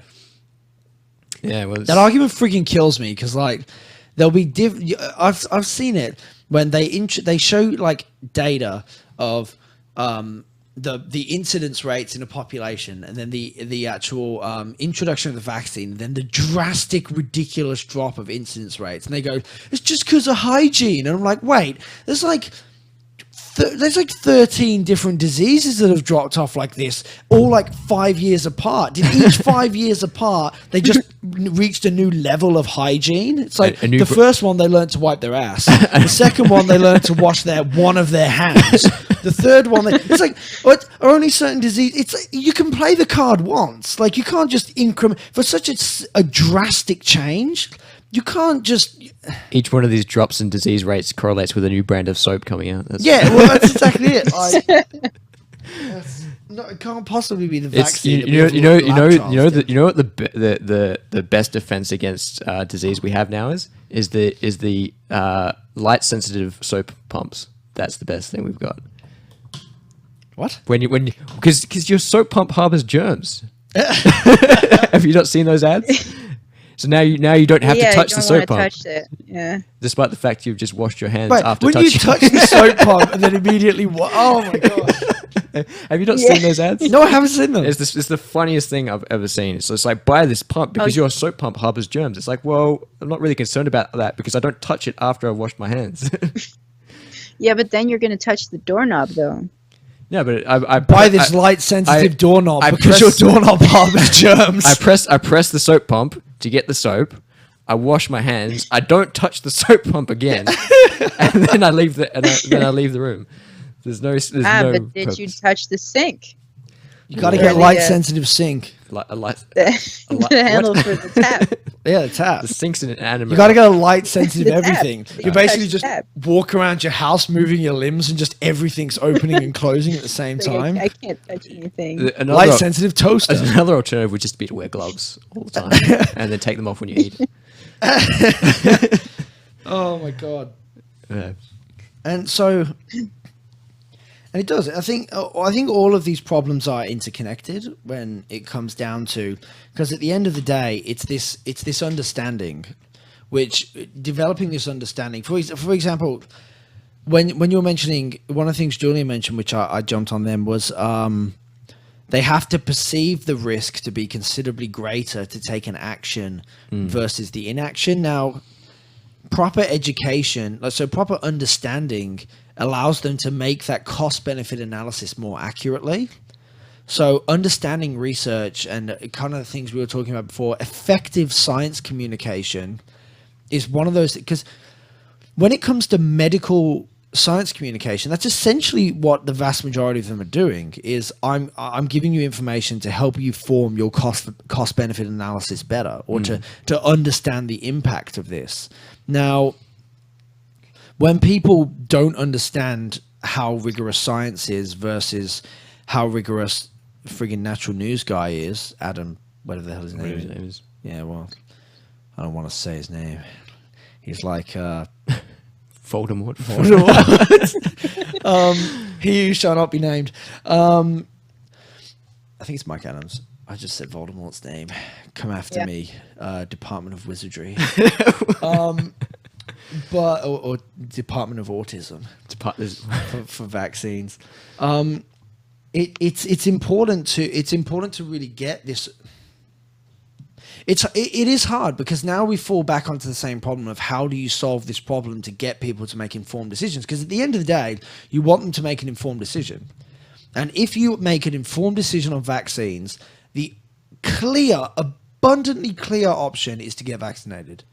And like, it's things like, I remember in the comment section, one of the most common criticisms we had in the comment section was, so you're saying vaccines have no risk? Look at this, they have, at the video, at like 3 different occasions, we said vaccines do have a risk. Here's the risk. It's not a lot. Here's the risk of disease. The cost-benefit analysis is obvious here. Yeah. And when people don't understand, and then it comes into what Jay was saying before, you've got these people who are making an emotional-based decision, but they don't have the tools to get that informed decision to kind of try and counteract that emotional content. Yeah. So the emotional response of, I don't want my kid to get the autisms, is much stronger. But if they have a good understanding to make a correct cost-benefit analysis, I think it does a better job to stem that emotions. I honestly don't think it's about countering the emotions. I think it's about the stimulus for the emotions. So when someone has a better understanding, for instance, when people think that vaccines cause autism, the vaccine incites fear in them, right? Right. When they don't, when they understand that there is actually zero risk of that vaccine causing autism, there's no fear of autism. The fear is going to come from another stimulus. Yep. So that's where you see this the goalpost shifting for a lot of the anti-vaccine arguments. Oh, it's insane. In the comment section, they'll put one thing, I'll knock it down, and they'll just move right on to the next one. And that's it. And for a vaccine, it's kind of like I imagine for a lot of people, a vaccine is kind of like a mystery injection.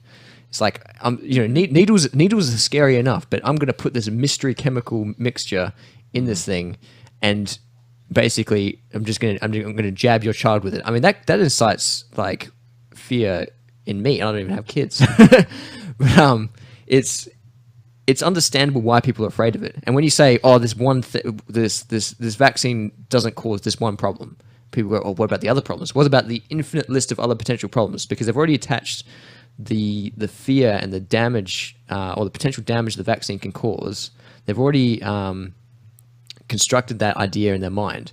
So until you demonstrate to them that it's safe, which is essentially an impossibility in a lot of scenarios, you can't overcome that fear response, because there's just so many things to overcome, and that's what we see with all the goalpost shifting, the formaldehyde, the thimerosal, the dead antigens in the vaccine. They use animal blood in vaccines. They use animal parts, and and I think all sorts of crap. Well, I think that's exactly it. Once you develop this greater, because if you can persuade someone convincingly that vaccines don't cause autism, that's now not a fear for them. But that doesn't stop them with all their other fears, as you were saying. Yeah. And when you've got a group that just gish gallops, like they'll just throw everything out there. I remember this one person who was commenting a lot. She mentioned glycophosphate. So she claimed that she was now, because he put this thing about mercury. This one guy put this thing going, here's more proof. Just do a Google search and it's easy to find that this video is total BS. and I read the paper he referenced. The strongest line in that paper was, it was biologically plausible that vaccines cause autism.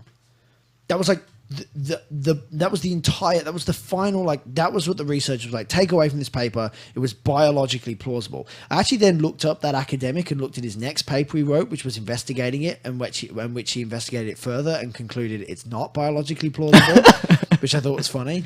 But the point was, And then this other person just comments underneath, oh, well, don't worry about mercury, but what about this glycophosphate? Which I just wrote, that's a completely meaningless claim, and just linked it to a debunk of it from Science Based Medicine, the website. And she just deletes the comment. So, and then she appears on other sections of the comment sections, dropping in new things like formaldehyde, and it just, there's an endless list. And there's only so long I can sit in the comment sections writing detailed responses of why they're wrong. And then eventually I stop responding. And then they go, we won! We won! That means, say the one I didn't reply to was thimerosal or whatever. They go, he conceded that one. That means that one's true. And the fact that they don't realize that if you throw 12 arguments at me and I knock down 11 of them and then get bored and leave, just by sheer probability, you should definitely consider the fact that your 12th one is probably wrong too. Like, if you present every one of your arguments and all of them that's one of the things I found so I don't understand when I look at people debate. If I make a point and that point gets knocked down and it's wrong, that's a huge thing for me. If I make a point and I'm like, it's like, that's wrong, I'm like, if I'm making a position, I don't just go, oh, I'll move on to the next point. It's a crippling blow to my belief. And I have to really take some time to reinvestigate it, look at it, and see if I can consolidate that belief. Because even if I have multiple arguments for one point, if one of them is wrong, that is really important for me to understand. I cannot imagine a world where I make one point and someone just destroys my point, and I just go, well, I got more, and just pull out the next one. I'll just step over the rubble of that one, and then just hit you with the next one. Like unfaithful. It's not like friggin' Pokemon cards. You can't just be like, oh yeah, Pikachu got knocked out. I'll move on to Charizard. It's not the same. If one of them gets knocked down, that should be an earth-shattering blow to you. If a point you believe is really strong and is part of this belief you hold, if that gets crushed, that should be more influential than just the next comment. You completely not even acknowledging it and just sending on the next one. Well, that demonstrates that people are in a conflict. They're in a conflict of ideas. I don't want to say that because it actually sounds like a discussion. But they're in a battle of wits as they see it, rather than an actual discussion. Yeah, to get to an endpoint. I think the desire to win is cancer in discourse. Oh, absolutely, and it exists everywhere. Oh yeah, like I would recommend to anybody watching and to you, Julia, to watch our video on the limitations of language. I'm actually really proud of it. It's only like 6 minutes or something. It's quite a short video, and it does get into this, how the desire to win in a discussion is just cancer to actually, because when you enter a discussion, and this is one of the things I enter almost every single comment I reply to on the channel, which is I want to try and develop a better understanding with this person. And that's how I write it. That is obviously, it's painfully obvious, the vast majority of people who are putting on a negative comment, that's not their desire. Their desire is, I'm going to take this down. I'm going to win. Yeah. Which I want, you know what? When they make a point, I want to understand their point. I want to know exactly what they mean. I want to know exactly its application, and I want to understand it. Now, the issue is, usually in developing an understanding, I prove it wrong. Because once you ask for more information and start to be like, oh yeah, let's better understand this idea, it fucking falls apart. But that's obviously not their desire. Like, I remember, this is one of the best examples of this I've ever had. I was on either Reddit or something as the Rational Channel, and I was talking to this guy who was going, his argument was the standard thing, which I'm sure we've all encountered 100 times, which is, if you're an atheist, how do you know God doesn't exist? Can you prove that? And I was trying to explain the concept of agnostic atheism to him, because he basically only believed that atheism was the positive assertion that a God does not exist, not the not being convinced of the assertion that a God does exist. And I tried to explain to him this the best I could. And I made a bad analogy. I did. I made a bad analogy. I re-looked at it and I was like, you know what? This is a bad analogy. I even said it to him. I was like, look, because he kind of poked a bit of holes in it. I was like, look, I acknowledge your holes that you've poked in that. I can build a stronger analogy. Here, I'm going to point it out. And I laid it out. And it was really good. And you could see he obviously couldn't reply to it because he was like, you don't get to change. You lost. You lost, man. You lost. You're a loser. And I'm just like, no. I was like, okay, fine, I lose. Right now, can you please acknowledge the one I just laid out? I don't have to. I already won. The boxers don't get to keep fighting once the ref has called off the fight. And it's like, this is cancer to discourse. Because I was trying my genuine best to give this guy the understanding that I had of agnostic atheism. And I did a bad job of it at one point, and he just jumped on that. And when I rectified it, because he must have read that and be like, oh, I can't respond to that. Well, I've already won, so I don't need to. And he must have done that. Or he just didn't read it. Because he kind of if he'd read it and seen another problem, if I'd done another analogy with a flaw in it, I bet you he would have called it out. It's the fact that he couldn't which is why he defers to that. But that shows he had no desire to understand what I meant when he went in there. His desire was to win. Yeah, which I think that in itself also points out a big problem for communication, into like science communication, is people have to be willing to better their understanding. And you can lead a horse to water, but you can't make it drink. Yeah, exactly. Now, analogies, man. we also talk about analogies in the limitations language. We do very, very briefly, but I wish at some point I think we should expand on that, because I think that video, just the topic itself is extremely important. The video I think we could have done better on, but the topic is so relevant and important that I think it's worth revisiting again sometime in the future. But yeah, the point is that if we're going to try and bridge the gap of understanding, how do we first get people to want to understand? That's like... Well, they have to have the desire to develop a better understanding. I think that's, without sounding like I want to implement some sort of indoctrination in schools, I think installing the importance of understanding to kids in schools is what will ultimately bring that about. Like it's a hard task to manage in the first place, and I'm already questioning the ethics of trying to convince, trying to tell kids what's important. That's a hard. I think at some point you have to. This is at some point you have to tell a kid what is important and what isn't, because you have to give them some information to go into the world with. Like it's important to value your own health. Like there's a lot of things that they want them to develop it themselves, and you can tell them things that are important, but also stress the importance of critical thinking, which then if you do it right, they'll apply it to the things you've said to them as well, and hopefully I won't say hopefully agree with you. I'll say hopefully reach the right conclusion. So maybe they'll disagree with you, but I think it's at some point, I think that is important in the education system to encourage the value of having the truth and how tentative the truth can be. Because I think that's a really big one as well, is that an argument we hear all the time is science always changes.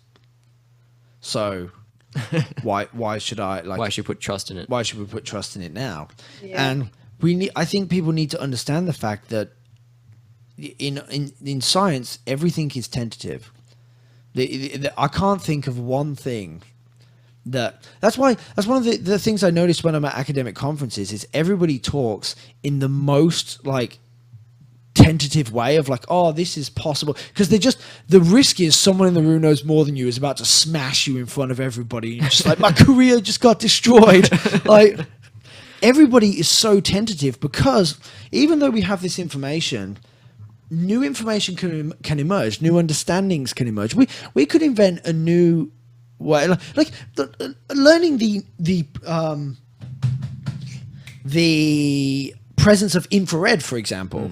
Like, it's a whole new like thing that we didn't know existed. We could develop a new piece of equipment that could analyze something and just change our understanding of, well, it would greatly influence our understanding of physics. It could happen to like tomorrow if someone's working on it.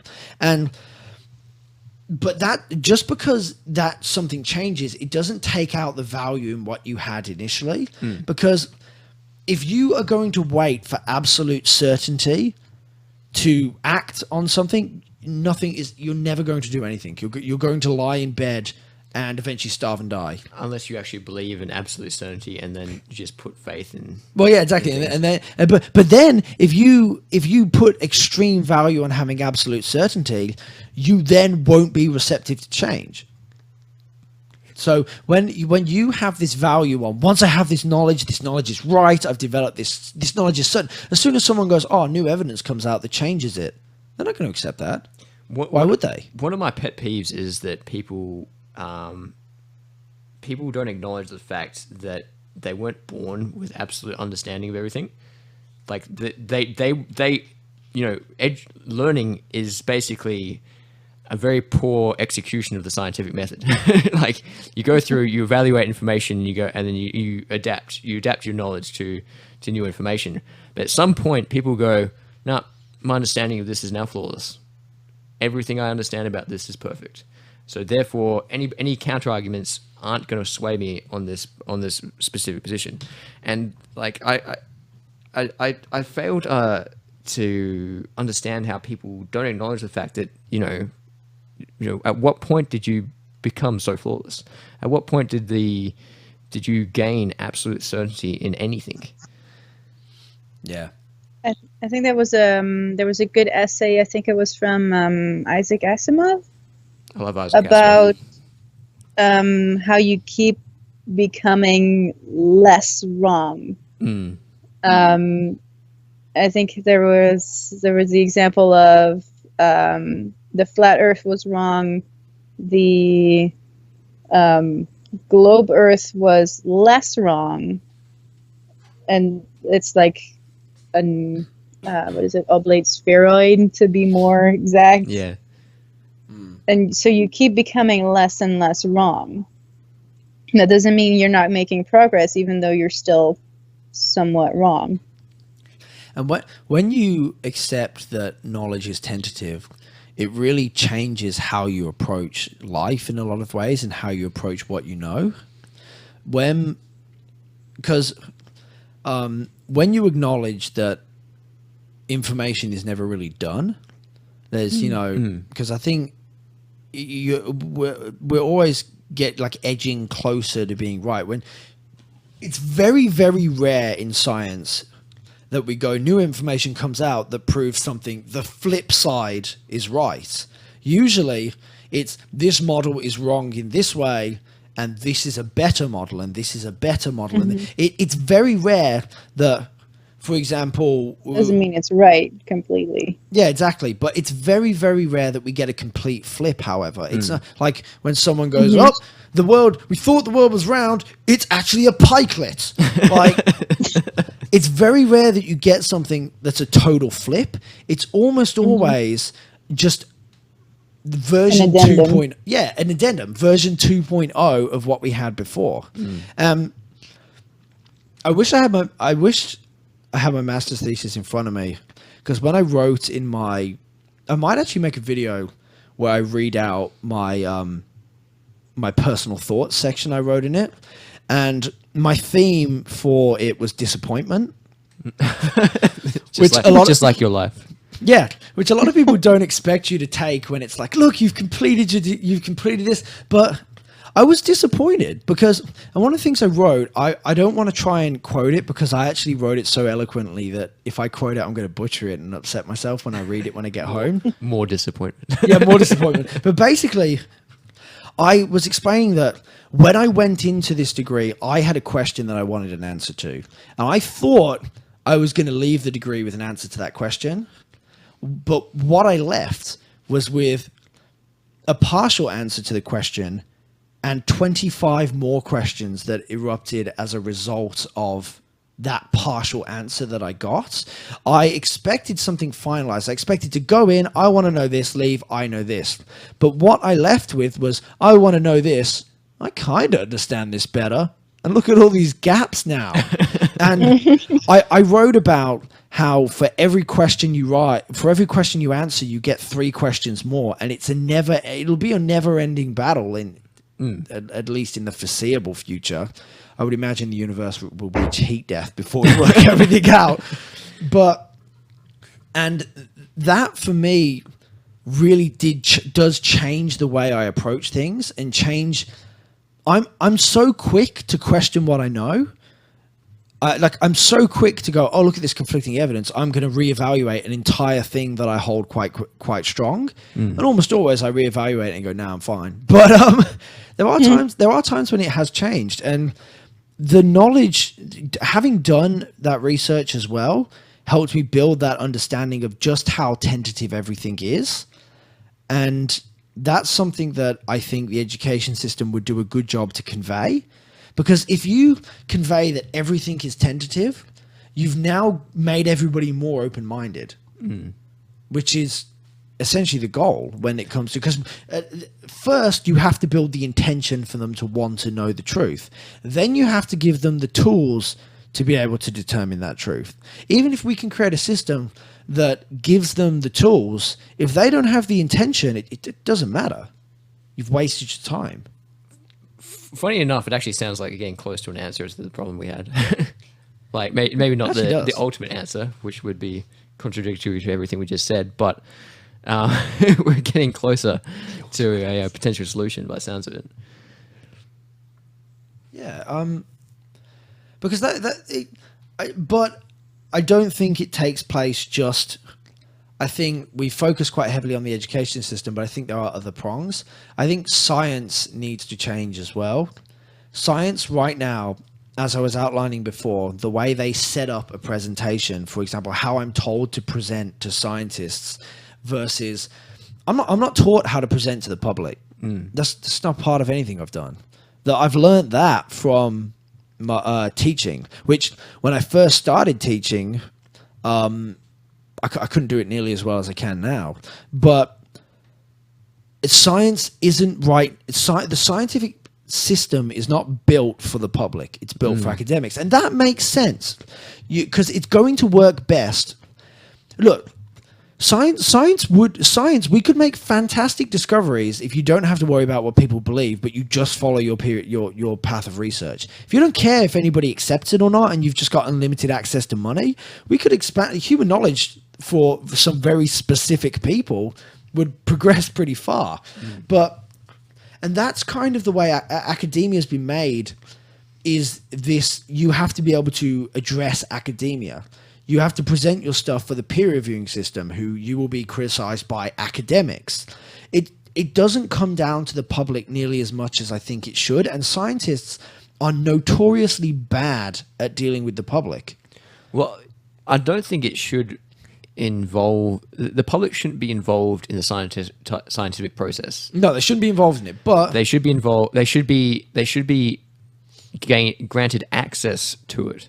Is what I think should happen. Well, yeah, and a scientist should, like, if a scientist is talking to the public, they are there to explain this concept and guide them through it, and to guide people into getting a good understanding. And I think scientists are notoriously bad at doing that guiding. Now, how you don't really learn how to talk to how to communicate that as in academics. And I've had teachers where you could tell that they really know what they're talking about, but they don't know how to teach. That's so common, and that's as well. a problem. Because in universities, there isn't actually, at least in Australian universities, you don't require a qualification for teaching to teach at a university. Because in all honesty, that would be pretty difficult. You got to do a 3-year bachelor's degree, and then all your like bachelor's in your field, your master's, and your PhD. It would just be like a decade and a half of learning or more. It's really hard. So you get at least teachers for high school and things, they've done a degree to teach. Their whole degree has been, how do you convey information to people? That isn't what I'm learning in my PhD. In my PhD, I'm conducting research and criticizing research and being involved in academia. I'm not learning how to convey it to the public, and it's. Have you, Julia? Have you had any instances where you've had to try and communicate other than inside the YouTube channel, trying to communicate science to anybody? Do you have any experience with that? Well, like I said before, I think I've been sheltered a lot of my life around people that wasn't really necessary for. But now recently I've had a kind of an in-between retail job, and one of my coworkers was talking about how the blood moon caused her headaches or something. And I was like, it's just what was it? It's only 10% more close than normal or something. I don't remember exactly what it was. But it just happens to be that it happens every month, and it just happens to be that the closeness coincides with a full moon. I think that's what it was. And she just repeated the same thing. Yeah. She just said. And I don't know how to. Yeah. It's really hard. I remember I was in the lab one day. I must have told this story before, but I was in the lab one day and I found out one of the guys who I work with was a young Earth creationist, and like his field is like physiology, and he believes evolution is complete bull hockey, and everybody was put in their exact form 6,000 years ago. And I remember that I was in that moment, and I was like, what is happening? what what? Oh no. No, please, no, please stop. It was, and luckily enough at that point, I'd been running the channel for a while, and I had quite a lot of experience in talking to young Earth creationists, and I remember just wiping the floor with him. It was savage, but I was being like, I was very cautious to, if you attack someone's position too aggressively, they're going to harden it and they're not going to move. So I was trying to get him not to dig his heels in. And I remember at one point I managed to pull up his own papers and quote them against him. And because his own papers disproved a lot of his points that he was making, because it initially started by him saying being gay is a choice. And that's where this kind of all came from. But he did a load of research into decision making in the neurology. And I managed to pull up his own paper. And then his response was, I had to write it like that because that's what science wants me to write. And it's a conspiracy. So he's a liar. Well, that's what I said. I said, okay, so your papers are lies. And he was like, no. I was like, so you're a fraud. And that was the one point where I was like, I don't want to attack him too aggressively because he's going to shut down. And at that point, I was like, no, fuck off. I'm going to attack this aggressively because that's disgraceful. If you're writing a bunch of stuff that you believe to be wrong, but you're just like, this is what science wants from me, it's go publish on creation.net. Like, I don't understand how you can read any of the scientific papers on decision making and then maintain a theistic position in terms of like a soul or mind-body dualism. Yeah, or not seeing the link between evolution and decision making. I mean, it's like I really try not to fall into the trap of confirmation bias, but like every single paper, it's hard when every single paper you read, they're going, look at the results from this paper. We predicted with like a 75% accuracy based on evolutionary theory that this would happen, and it happened, and it then repeated, and then the measures got stronger. It's like, well, it's hard not to fall into a confirmation bias situation. There, it's like, this is compacting evidence.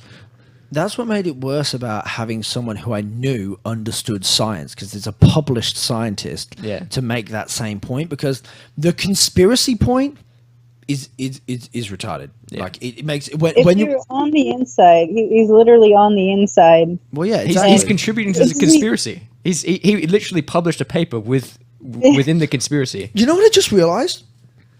He may think that everybody else is doing what he's doing and writing what they perceive to be lies, because that's what he's doing. He's writing lies. So maybe he just perceived what the entire scientific field is doing. What's he doing in science then? I know, because when someone makes a conspiracy, that when they say science is a conspiracy, that is just a demonstration that they don't understand what science is. Because you've got, one of my points I like to make with vaccines, if vaccines is a conspiracy, right, you've got independent universities all over the world, you've got private and public research labs all over the world, all these separate organizations. No one from the academic institution I'm at has probably ever talked to anybody at the University of Denmark. I would guess. We've probably never even had an interaction with them. Well, you don't know. Maybe at some point. But my point I'm making is, we don't regularly interact with the University of Denmark, but to coordinate a giant conspiracy with all these universities and then all these private research labs, these government research labs, so you got pharmaceutical companies conducting research, and then on top of that, they publish these into all different journals run by different people to this single publishing stream, which now is assessed by all these different people who clearly can't be coordinating. A conspiracy requires coordination. And when you look at the actual framework of how science is set up, it is unrealistic to suggest a conspiracy. You're just denying the oath that you took when you were got your master's degree. Yeah, they were like to say that you wouldn't speak out against the vaccine companies. It's like, but it's really the opposite, because you're actively trying to disprove each other's research. The greatest thing. There's no other way opposite to that. Yeah, the greatest thing you can do in science is to prove something wrong. Well, that's how you earn your fame, almost. Like, if you're the guy to prove something that a lot of people believe is right to be wrong, you're going to get If there's a guy who can prove, if someone can prove beyond reasonable doubt that vaccines aren't the correct, public policy choice, and they can do a series of studies and prove all this beyond reasonable doubt, that's a game. They'd probably be winning Nobel Prizes. There's a lot of money. That's the thing. There's a lot of money to be made from science that debunks other science. Well, yeah, and that's exactly it. So the greatest thing you could do in science, that's how you earn. That's in a lot of way how you can earn your name as an academic and be extremely horrible, is to be the guy that proved something that everybody thought was right was wrong. It's a claim to fame, but apparently nobody wants to do it, according to the frigging commenters who can't even type properly. And that's it again. But as I was saying before, to pull it back, I think science as a structure is designed for its purpose, which is to develop understanding and conduct experiments. But at the end of the day, you have to apply that understanding, get the public to understand that. And I don't think science is built for that right now. Even if we can just talk about the basic fact of not having access to journals. People who publish papers, public can't access them. Unless that'd be a major thing if that could be accessed. Yeah, exactly. When I submitted mine for publication, my master's thesis and another one, I looked at open access. So either I won't be publishing open access because I looked at it, $2,000. I don't have $2,000 to just be like, oh yeah, let's let everybody read my paper. No. It's $2,000 per paper. Yeah, per paper to publish open access. So obviously, and it's a legit journal as well. I'm not going through some scam journal just before anybody in the comment section says I'm doing to a scam journal. So it's, and that's exactly it. So now I've created some information that's only available to academia pretty much.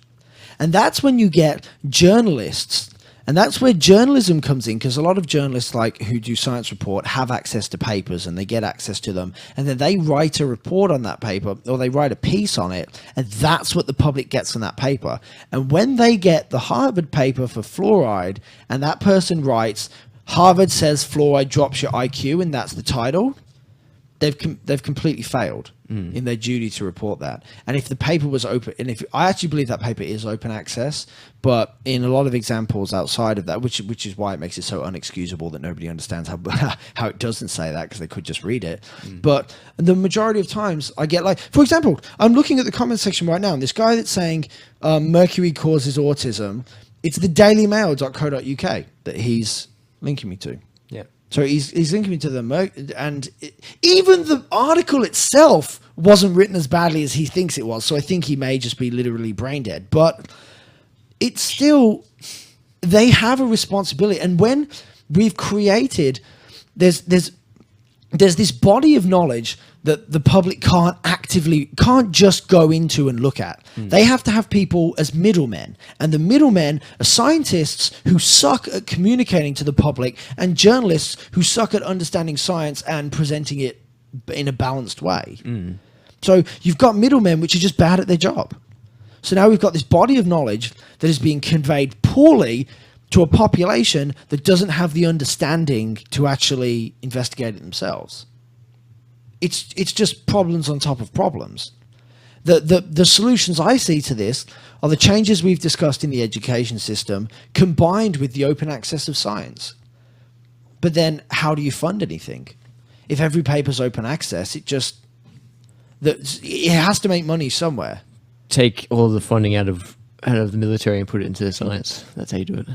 And then you just get taken over by China. I was going to say probably the answer is communism. Communism. Communism.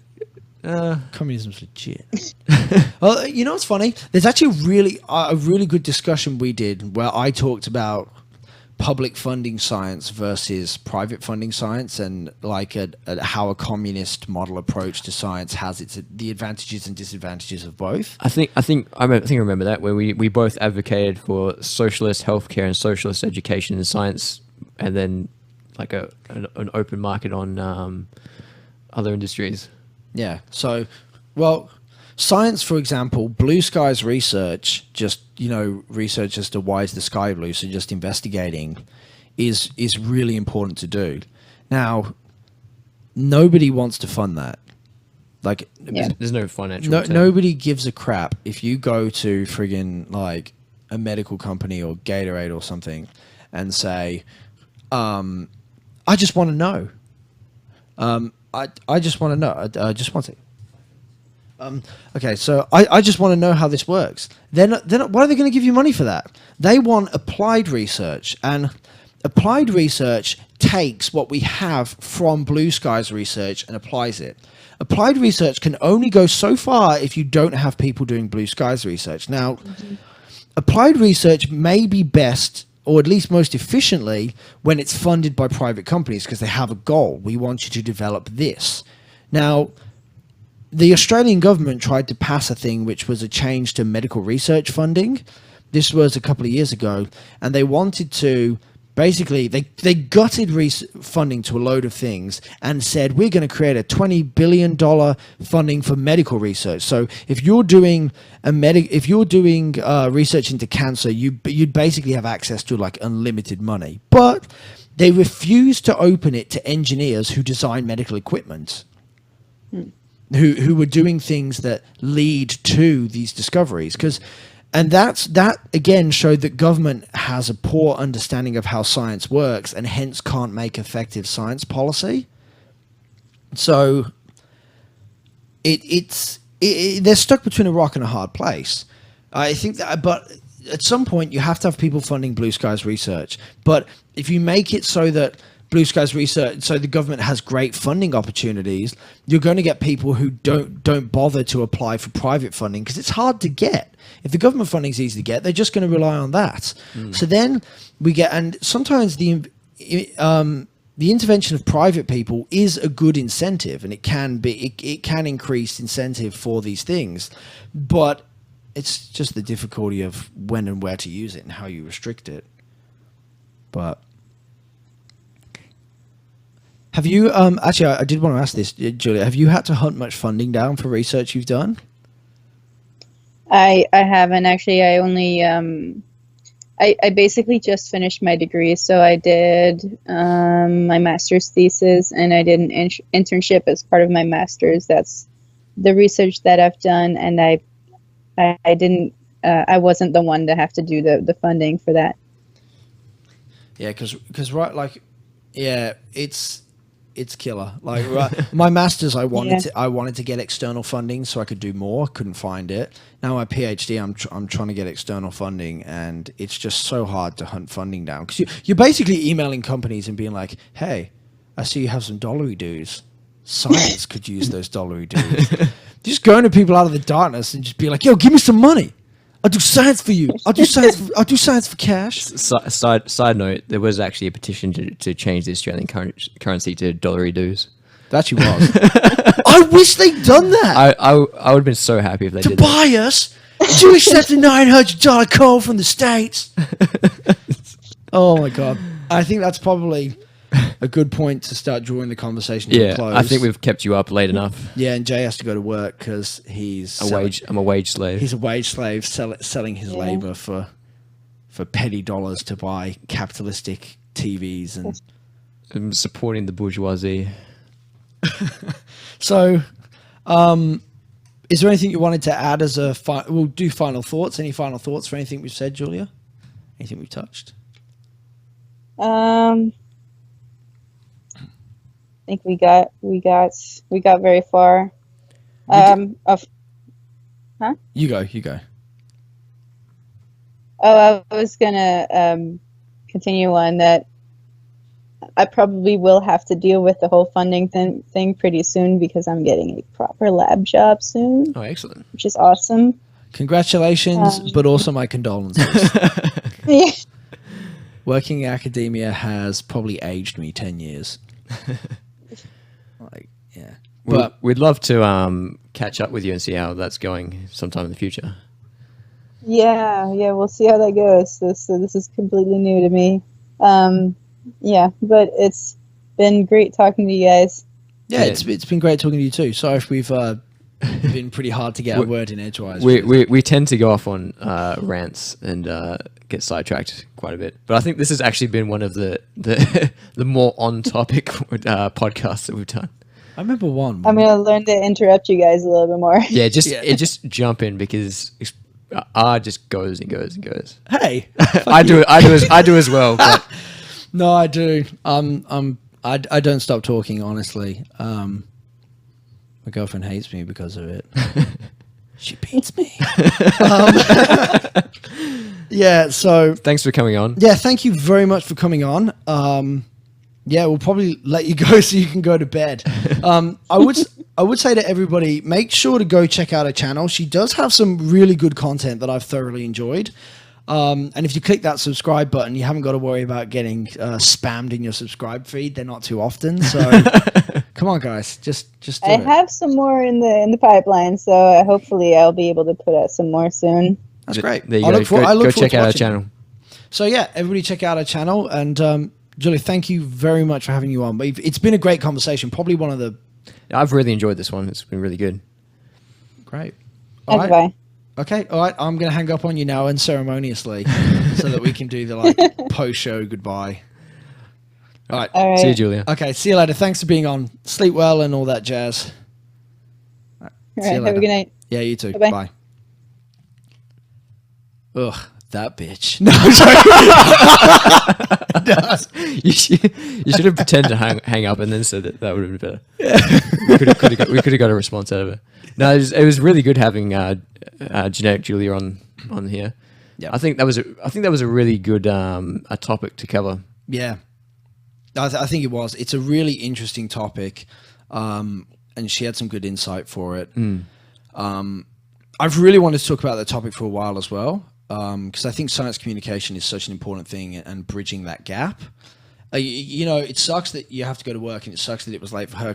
But I guess probably in a good way, we could have easily gone for like 4 or 5 hours on that. Oh, the question is, when does it end though? Yeah, well, exactly. When we finally reach a point of starvation and need food. I think we just circle back around to the same points again and again.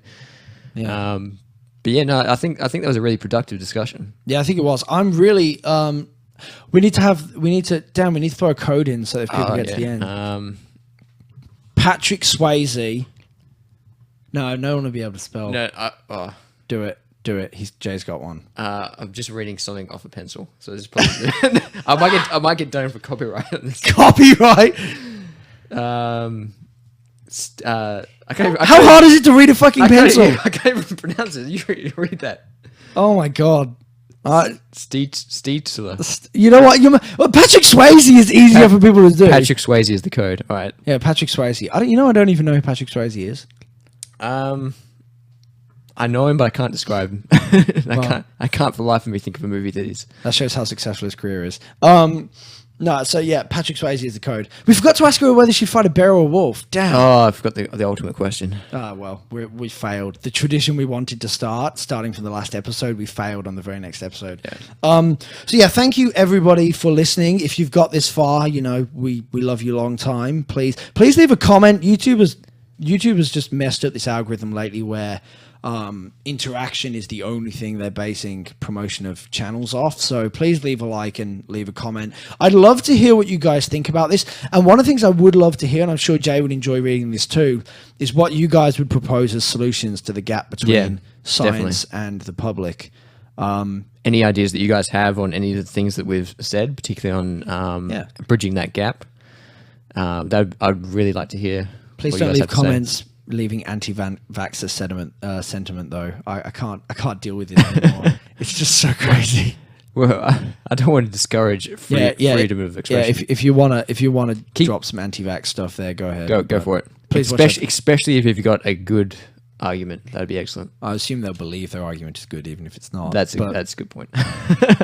So thank you everybody. I'm just trying to think. So actually, if anybody's made it to this point, they probably are more dedicated fans, so it's probably worth talking about this now.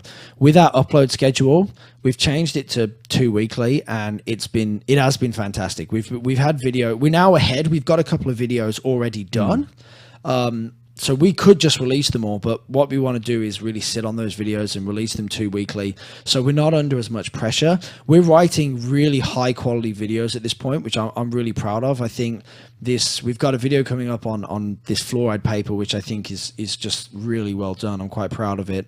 Yeah, I think the extra time, just the extra week, gives us the chance to actually edit what we're doing. We were meeting up, power writing a script in like 2 hours and then recording it and like uploading that. Now that we can have one session to write a load and then think about it, come back to the next session, make some tweaks and then record it. It's made it so much better. So we hope you guys are liking the change in the content. Yeah. Or the definitely. extra time that we're putting into it. And I hope you enjoy this podcast. And with that, I think we're done. That's it. So thanks for listening. Make sure to like this video. Make sure to subscribe and leave comments telling Jay that he's a piece of shit. But don't leave any comments insulting me. I'm sensitive. Okay. Bye, everybody. We love you.